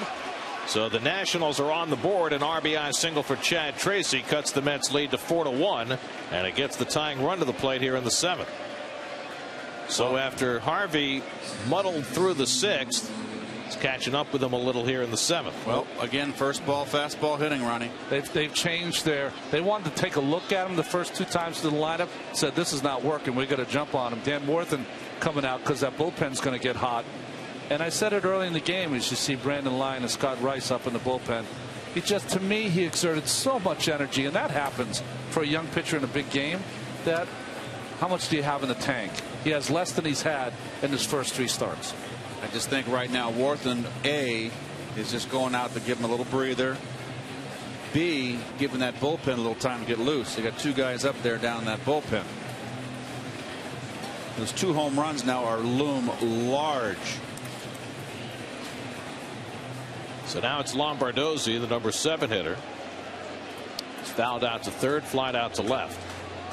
A run is in, 1st and 2nd, and nobody out. Mets are shortened up at the corners as though they're expecting a sacrifice, which is not going to happen in this spot. See, again, I don't understand. Why in the world would they be looking for a sacrifice? Go ahead, Keith. No, I agree. It's a you're at the bottom of the order. Although Lombardozzi is one of your hottest hitters, so you let him hit. And you're down by 3 runs in the 7th inning. You got the 8-hitter on deck and then the pitcher spot. I don't like Ike in at all. Double play ball if they hurry. Murphy with the flip, but a bad one, and Tejada comes off the bag, and everybody's safe. I think Tejada got spiked, by the way. Terry Collins out to argue the call.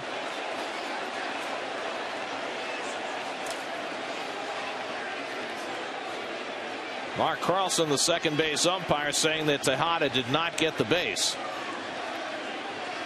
I think the reason he's arguing is that Tejada got spiked. So Terry Collins is saying if he got spiked, he had to be on the bag. Was he out?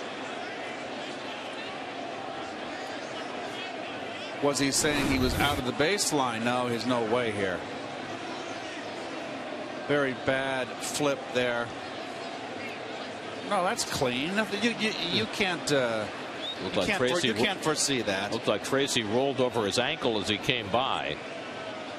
And I'm not sure what Terry's arguing. No, that's the right call by far. So double play ball. That's a huge play because it looked like they had a chance to turn two. Instead, they get none.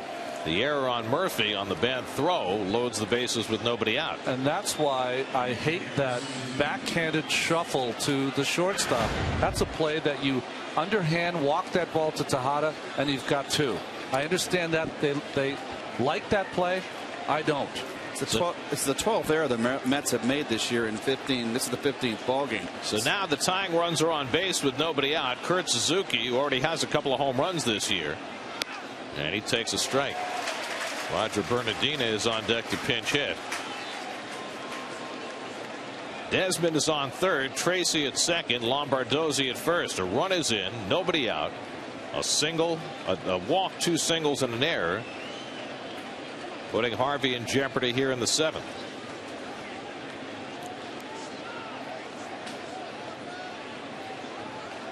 Here's Bernardina, left-hand hitter on deck. And Suzuki fouls off the fastball, which is now coming in not quite as electric as it was early in the game. But 95's plenty, and he's so much more effective upstairs, Ronnie. So we got to get a punch out here. Or a comebacker would be nice. Or a double play. Yeah, you trade a run for 2 outs right now. Sure would.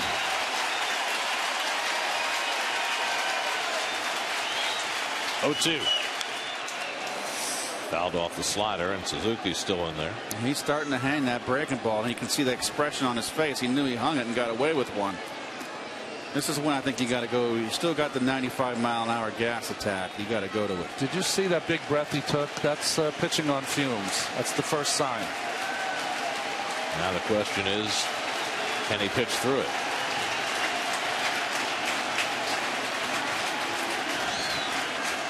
Suzuki watches up and away at 97 miles an hour. Harvey has struck out 6. He's walked 3, allowed a run on 4 hits.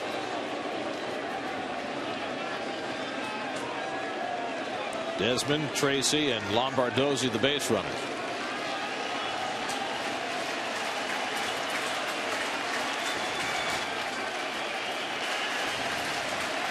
One, 2. Struck him out. Nasty slider by Harvey for his 7th strikeout.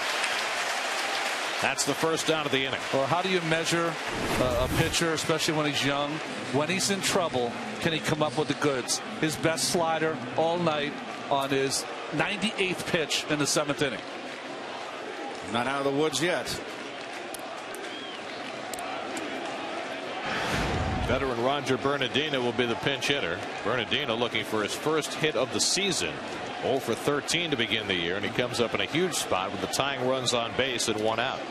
Very tough man to double up. And that's not guarding the line. Terry Collins is not a believer in guarding the line.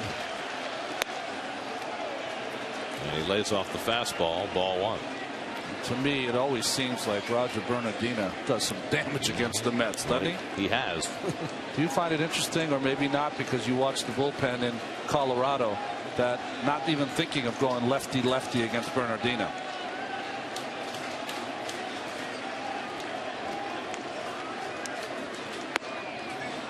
And now Harvey overthrowing the fastball, falls behind 2-0. Well, one thing, I would never bring a left-hander in to face Bernardino with Ryan Zimmerman, even right. with a bad hamstring on the bench, a pinch hit. I don't want Moore or Zimmerman pinch hitting. I'd rather have Espinosa, who's got a bad hand, or Bernardino hitting. Because Tyler Moore is very dangerous from the right side as well. Harvey behind 2-0, and he pours one over. Don't know how Bernardino could take that 2-0. You're pinch hitting. This is a 2-0 fastball. Boy, oh boy, swing it.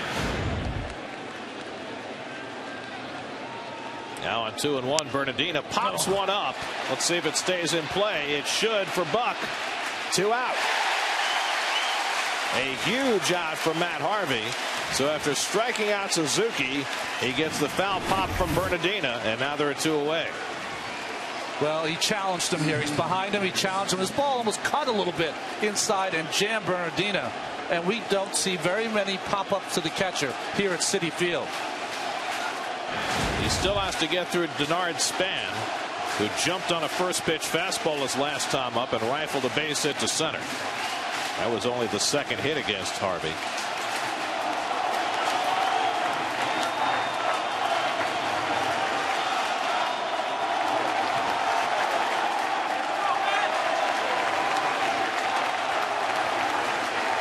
Bases loaded, 2 down. He's going to the whip. He's leaving it all out this inning out. This James is going to the heat. Well, he knows this is going to be his last inning. He got a run in, bases loaded, and nobody out. Now he's 2/3 of the way out of it. I don't think he believes this is his last inning.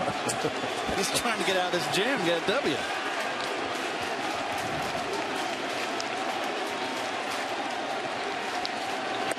Span takes a strike. 1-1. He's got plenty left. 96. You know the phrase right on that inside corner, bull your neck, get tougher in tough situations. That'll inspire a crowd too. Bull your neck. I love it. I haven't heard that one in years.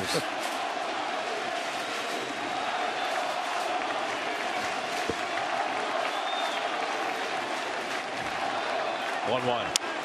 Bouncing ball for Murphy to handle. Down to a knee to get it. Side retire.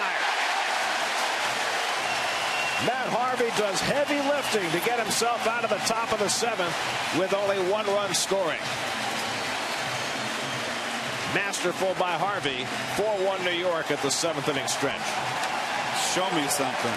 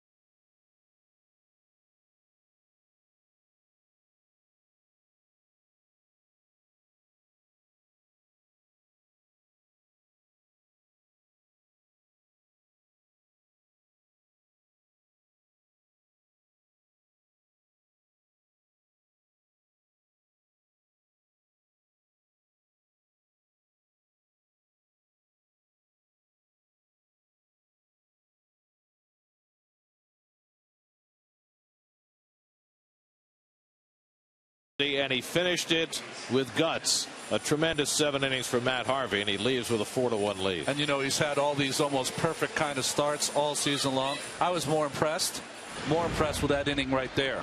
And the crowd here at Citi Field, which has not had all that much to cheer about now in the 5th year that this ballpark has been open, unleashed a roar as Harvey came off the field that I don't think we've heard before. Yeah. Well, we haven't heard it in a long while, that's for sure.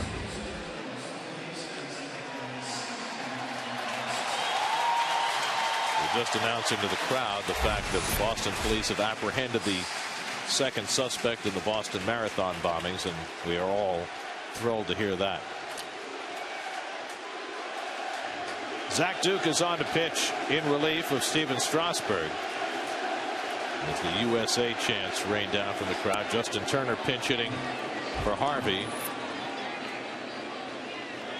So Strasburg goes 6, allows 4 runs, 2 of them earned on 5 hits. Harvey goes 7, allows 1 run and 4 hits as Turner rolls one out to shortstop, and Desmond with the overhand toss gets him 1 away.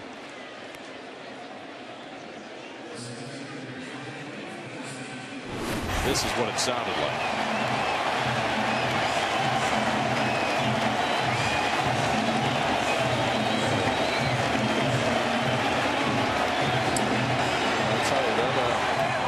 Gives me little goosebumps right there.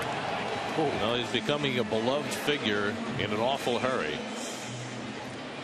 Imagine giving up a run in 7 innings and having your ERA go up all the way up to 0.93. That's where Harvey ends the night, and trying to go to 4-0 on the year if the bullpen can get 4 outs for him, as Valdespin takes a strike. Valdespin 0 for 3, reached on an error and scored the first Met run back in the first, struck out and flied out after that against Strasburg. You know, it's interesting on a night where Strasburg and Harvey match up. I think both teams thinking that that could be the start of many matchups. And you see Scott Rice getting ready to pitch the 8th. You know, it wasn't too long ago that Zach Duke started his first year to a tremendous start in Pittsburgh. He was going to be the next great left-hander. Right. And it didn't work out. Well, they had the unorthodox delivery, and they altered his delivery because they were afraid he was going to hurt his arm, and he went right south for the winner. Left-handed relief and relief in general has been an issue early in the season for Washington. Now, they had a tremendous bullpen last year, and they brought in Rafael Soriano to be their closer in back of 2 guys who had closed in the past, Tyler Clippard and Drew Storen. But so far this year, it has not exactly gone as planned.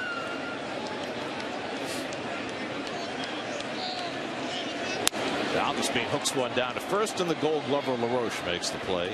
2 down. Well, last year in that bullpen, they had Tom Gorzolani, who was long relief, could do a spot start for him, and come in and get a left-handed out, and Sean Burnett, who's tough on left-handed. And I talked with Davey in spring training. I said, Davey, I was shocked you guys got rid of your 2 left-handers. He says, well, because number 1, it was a money issue. Yeah. And he goes, number 2, we feel our right-handers can get left-handers out. But you know what I say? Like you said it, Ronnie. You want a right-hander out to get Ryan Howard and Chase Utley back-to-back in the 8th inning, or do you want a left-hander against him? I mean, they hit, what, 100 points difference against the right-handers and the left-handers, so take my chances. What their feeling is with a guy like Clippard, who has that great changeup, that he can be that guy, although it hasn't gone that way so far. I would have kept one of the left-handers. You can't. I mean, that was a big key to that bullpen last year, which was solid. I think Sean Burnett, the problem also, though, was he had gone through a lot of elbow problems last season, and they don't know how many innings he had left. Murphy lifts one to left, easy for Harper, and a 1-2-3 inning for Zach Duke in relief. Now the Mets will hand it off to their bullpen, needing 6 outs to secure the win for Harvey.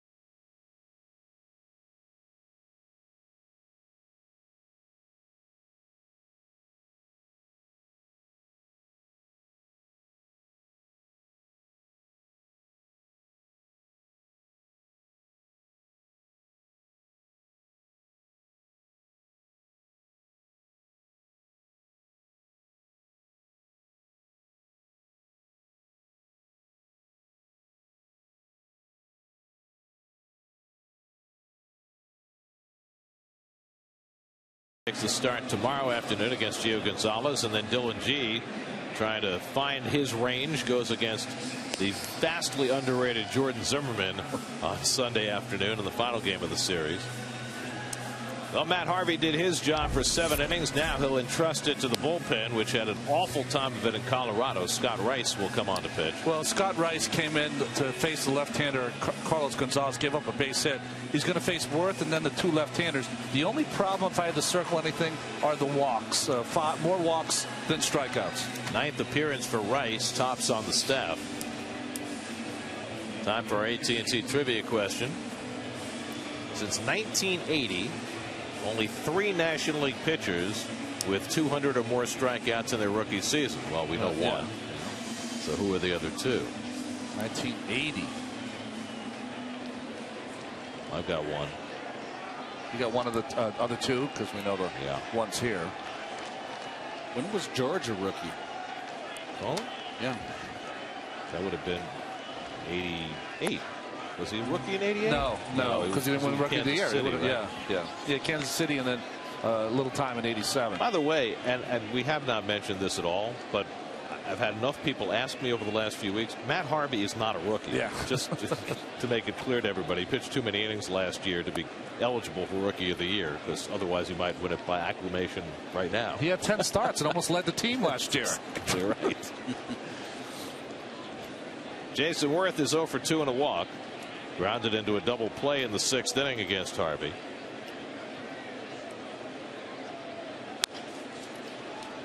Tough play for Wright near the bag, and he got him. Oh. Terrific play by David Wright to get Jason Worth. Very difficult play. Well, he's got to negotiate the bag here. Gets rid of it quickly. Boy, I tell you what, that's close. Oh, Right call. They got him. What a play. Jerry Davis with the call at first base, right on the money. Scott Rice appreciative. So he gets the right-hand hitter out. Now he gets the 2 lefties. What a nice play by David. Bryce Harper 0 for 3 tonight. Attacks the first pitch slider and fouls it off. Harper grounded out twice and then hit a bullet to center field that Valdespin caught his last time up. Boy, this Bryce Harper, when he hits it, I don't know if there's anyone who consistently hits the ball harder than Harper as Drew Storen gets loose. Like a latter-day Gary Sheffield. Yeah. Hits this one sharply, but Murphy shuffles over and throws out Harper 2 away. So Rice has gotten the first 2. SNY Super Slow Motion is brought to you by your Mercedes-Benz Tri-State dealers. Visit them on the web at searchmercedes.com. That's a 2 over the wall and 2 to the wall against Steven Strasburg tonight. Continuing their long ball ways. There's Adam LaRoche, who walked and scored the only run for Washington.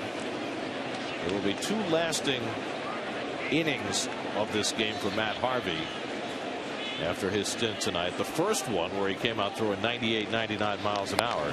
And then the last one after giving up a run, bases loaded, nobody out, and he was able to keep it right where it was. That is how there's Atchison up, who had a tough outing, his first tough outing in Denver yesterday. He's been solid in that bullpen. That's how you judge a pitcher, your guts, Ronnie. You're so right, Keith. I think that, there's guys that, listen, and it's so early in the season. We know there's arcs and valleys in a guy's career, but that's the big difference between being a winning pitcher and being a guy who gets a no decision or pitches your team to a loss. And you cannot make that evaluation on statistics on a piece of paper or spit it out of a computer. You might get a fight with that one, but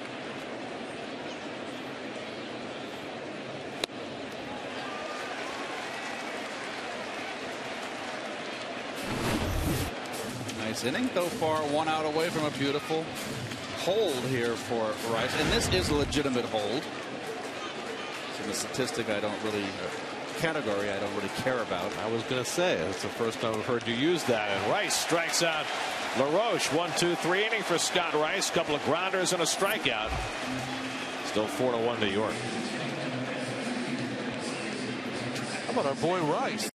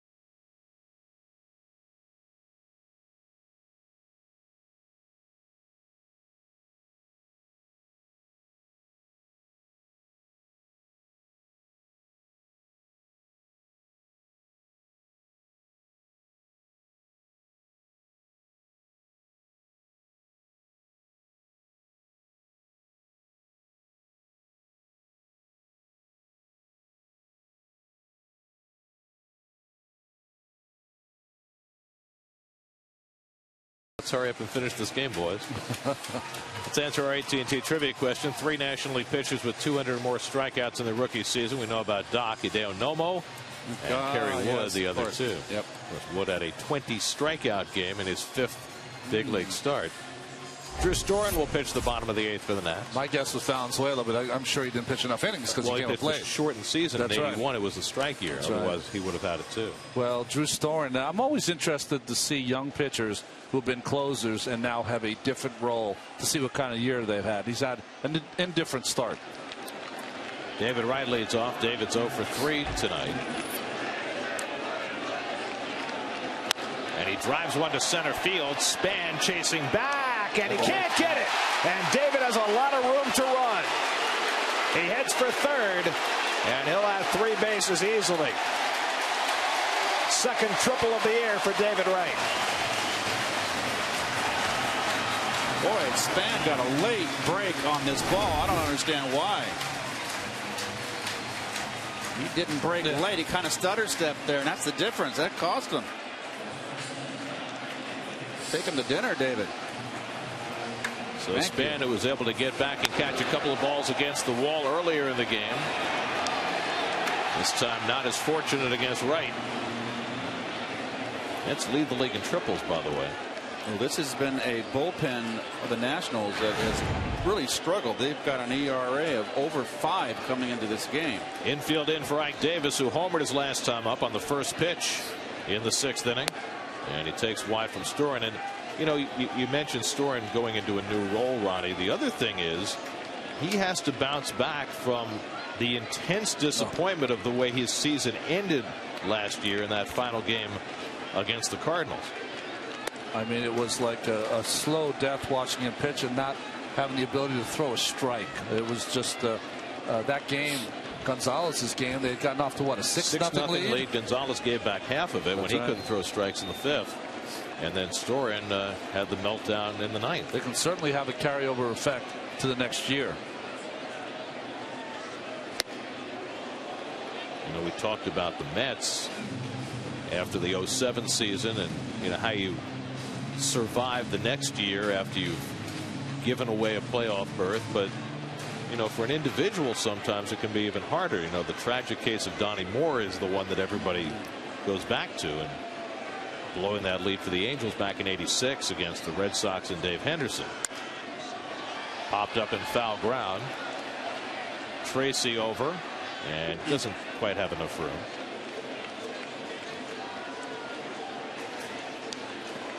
So it's going to be interesting to watch this entire Washington bullpen, which is thought to be, one of their strengths. Obviously, they have great starting pitching. They have a fine lineup, but the bullpen was also a big part of their success last year. They've got of the 7 guys out in that bullpen. They've got 5 of them with ERAs over 5, and 1 of them over 9.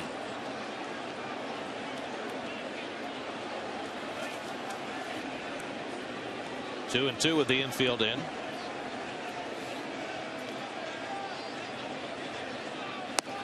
And this is ball 3. Terry Collins was asked about his own bullpen as you see the infield in. And he said, you know what?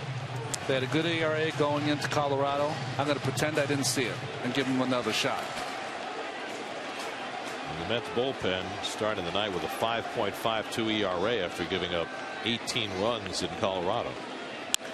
Drive down the right field line, headed toward the corner. It's out of here. Ike Davis with his 2nd home run of the night. 6-1 New York.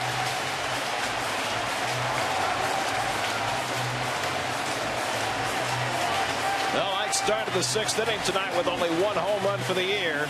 He's now in a pair tonight, his 6th career multiple home run game, and the Mets now have a 5-run lead. Well, boy, that's a promising sign. Getting Ike untracked. And that was a 2-iron laser beam in the 2nd tank of the Pepsi porch. Well, Ike had only 3 RBIs coming into the night. He has 3 in his last 2 at bats. Mets have hit 3 home runs tonight.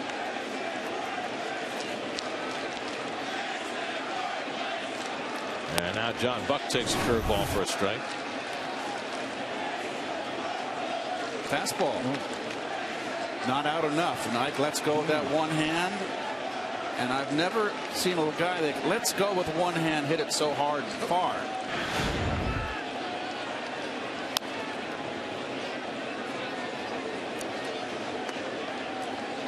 Reason to smile.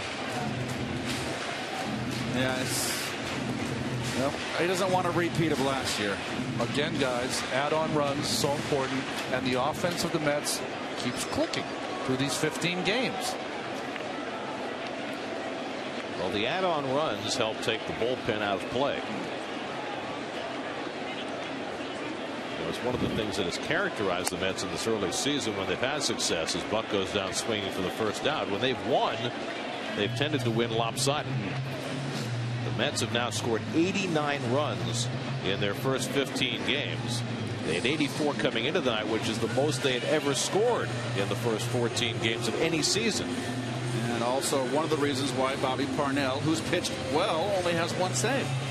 He got credit for a blown save in Colorado, but that was the result of an error, so seems kind of unfair. Yeah. Here's Duda, who hit a home run his last time up, his 4th of the year. Lucas also hit one to the center field fence that Span caught back in the 1st, so he's only a couple of feet away from a 2 home run night.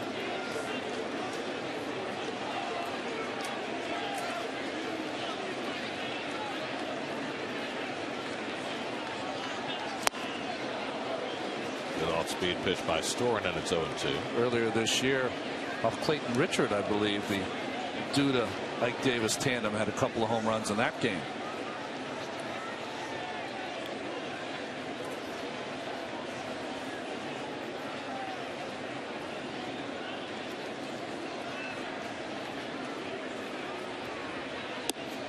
Well, it was one of the aberrations in this early season that the Mets were hitting home runs every day, and yet Wright wasn't hitting them. Davis wasn't hitting them. Well, David had a 2 home run game in Colorado on Tuesday, and now Ike has a 2 home run game tonight.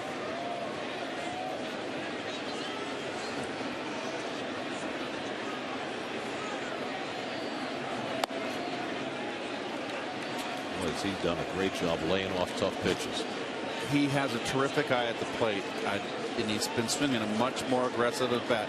What I don't like what Duda does is take any fastball that's belt high and down in his wheelhouse. Sometimes I think he gets too passive up there.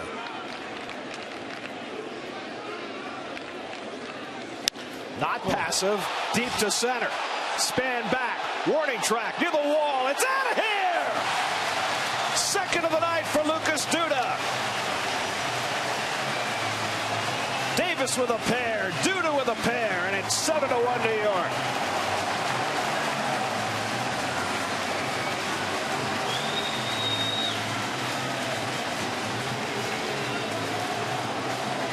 Third career multiple home run game for Duda, as he and Davis homer in the same inning for the second time tonight.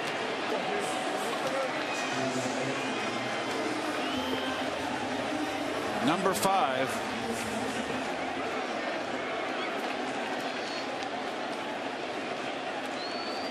Amazing what a little warm weather will do to you. Yeah. Well, here it is. What I'm talking about. Belt high, belt and down. Look at that. Jump on that. That's right where he likes it. That you should never let that one go. And there's not a ballpark in the game in this league that can hold Lucas. Well, the two big left-handed sluggers for the Mets showing off tonight. We need to get the 2 home runs, add up the distance, see what's going on here. Whatever they had for lunch today, Lucas and Ike have the same thing tomorrow. Don't change it.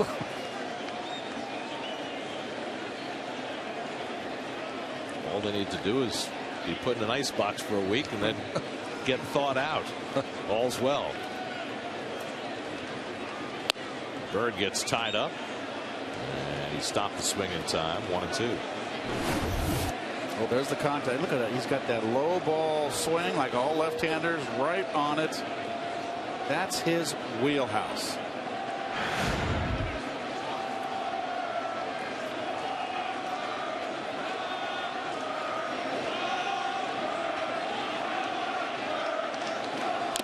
And Bird strikes out for the second time. That's the second out of the inning. So 2 out. Coming up tonight on Geico Sports Night after the post game. Knicks get ready for the playoffs. The Rangers heading that way. And the Jets always have drama. Geico Sports Night tonight after the post game. Why is that? Their MO. There's a lot of things that can happen when you're a nation. I'm telling you. Well, especially when your coach is talking about scheduling baseball games in Baltimore. That's right. That's right. They play 81 home games. Why don't they just play 80?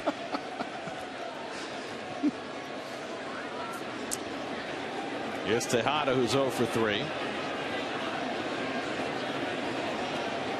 By the way, I just saw a mention on the scoreboard. Sunday is your bobblehead day? Yes. It's a big day. Except you're not going to be here. I am. Yeah, that's a little bit of a problem. But I do have family members coming, 35 strong, to get their bobblehead. People love the bobblehead. You know, they collect them, the whole thing. Keith had his last year. That's right. It was a very popular item. They're going to have you in a grass skirt doing a hula or something? Maybe. Well, let's hope not. Have you seen it? I have seen it. It's no skirt. No skirt. Taken from the cover of Sports Illustrated. Oh, yeah, it's that same kind of picture. But not GQ. I'm glad that you weren't in charge of designing my bobblehead. Are they going to have a Gary Cohen day one day? Sure they are. Should live that long. Here's the 2-1, and Tejada slugs one out to left, but Harper's right there, and that retires the side. Well, in the 6th inning, Davis and Duda both hit home runs, and it felt so good they decided to do it again. Ike with his 2nd of the night, his 3rd of the year. Duda with his 2nd of the night, his number 5. A 4-home run night for the big left-hand sluggers, and the Mets are up 7-1 going to the ninth.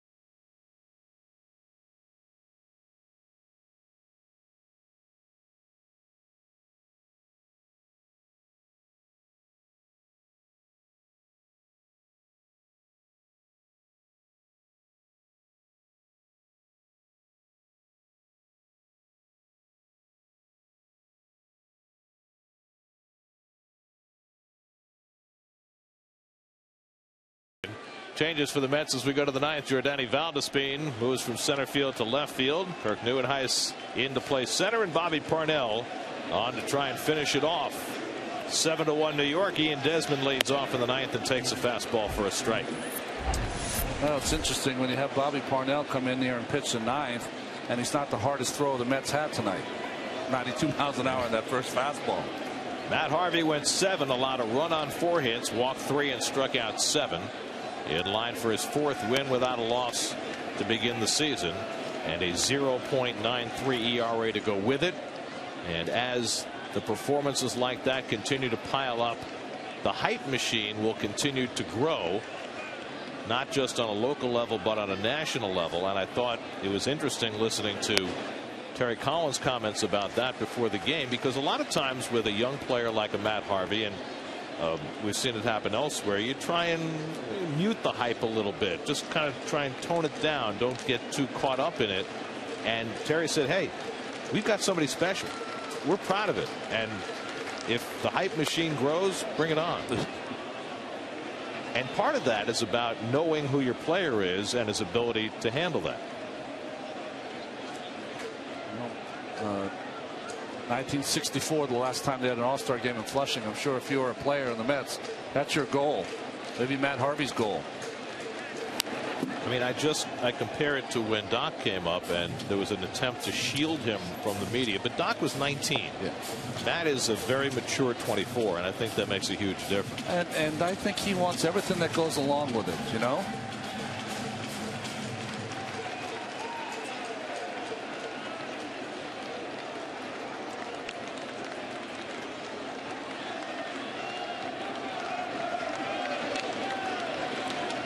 To Desmond, and he just got a piece to stay in there.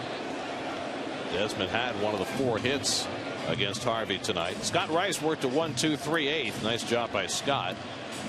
And then the Mets tacked on 3 in the bottom of the 8th as Davis and Duda each hit their 2nd of the game to make this another non-save situation for Bobby Parnell. He's had a ton of those early in the year.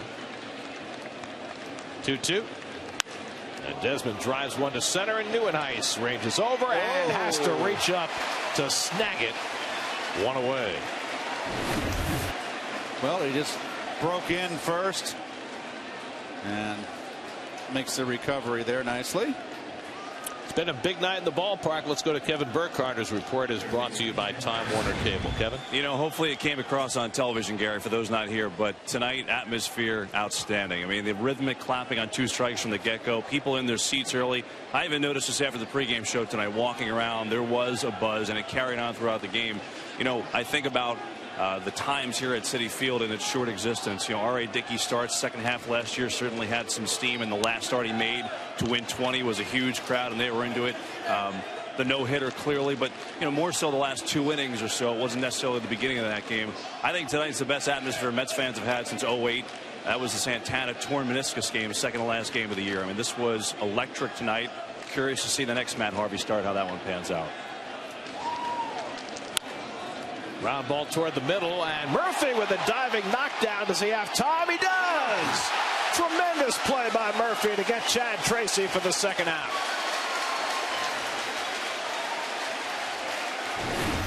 Well, watch Chad Tracy. He twisted himself out of that, almost sprained his ankle. And doesn't take anything away from the play here from Murph. Nice backhand. Good recovery. Long hop to your first baseman. Nice play.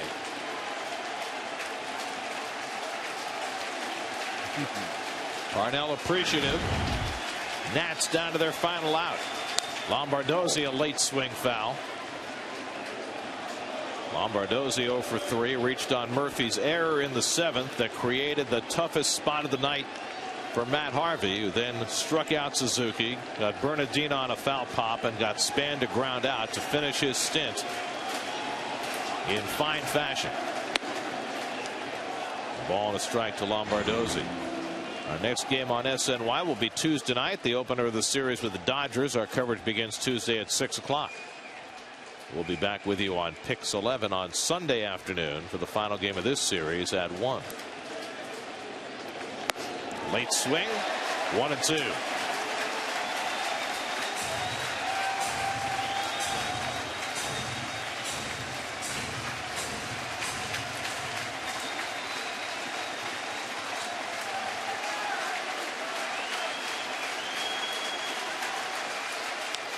Little dribbler. Parnell down off the mound. And the ball game is over. Matt Harvey wins his first test with Steven Strasburg. Another dominant performance for Harvey, who becomes the first 4-game winner in the majors. Davis and Duda each with a pair of home runs. And the Mets beat the Nats 7-1. Well, on a night that the Mets hit 4 home runs, the story is Harvey. And the story is because he is just getting better and better. That inning with the bases loaded, his last inning, was as good as it gets. And, boy, his expectations of himself. Now, at the end of the day, Harvey was better tonight. And what makes it even more of a wonderful night as far as the Mets are concerned is the 2 home runs from Davis and Duda. It was Davis, who's been struggling miserably, hit the 2 home runs, 3 RBI tonight. Duda hits 2 solo shots. So that's all big for the Mets. Here's your game summary brought to you by Time Warner Cable. Harvey 4-0 with a 0.93 ERA. He allowed 4 hits. That's the most he's given up in a game this season as the Mets go back over 500 and defeat Strasburg for the first time as he falls to 1-3 on the season. For every Mets win, the Mets Foundation is proud to contribute $2,500 to the Cats Women's Hospital and the Cats Institute for Women's Health. For more information, visit northshorelij.com/KIWH. This win brings the total contribution for the season to $20,000. Lots of smiles as the Mets come off. Matt Harvey gets his 4th win. The Mets get their first from the Nationals this year. We'll be back with more from Citi Field in a moment.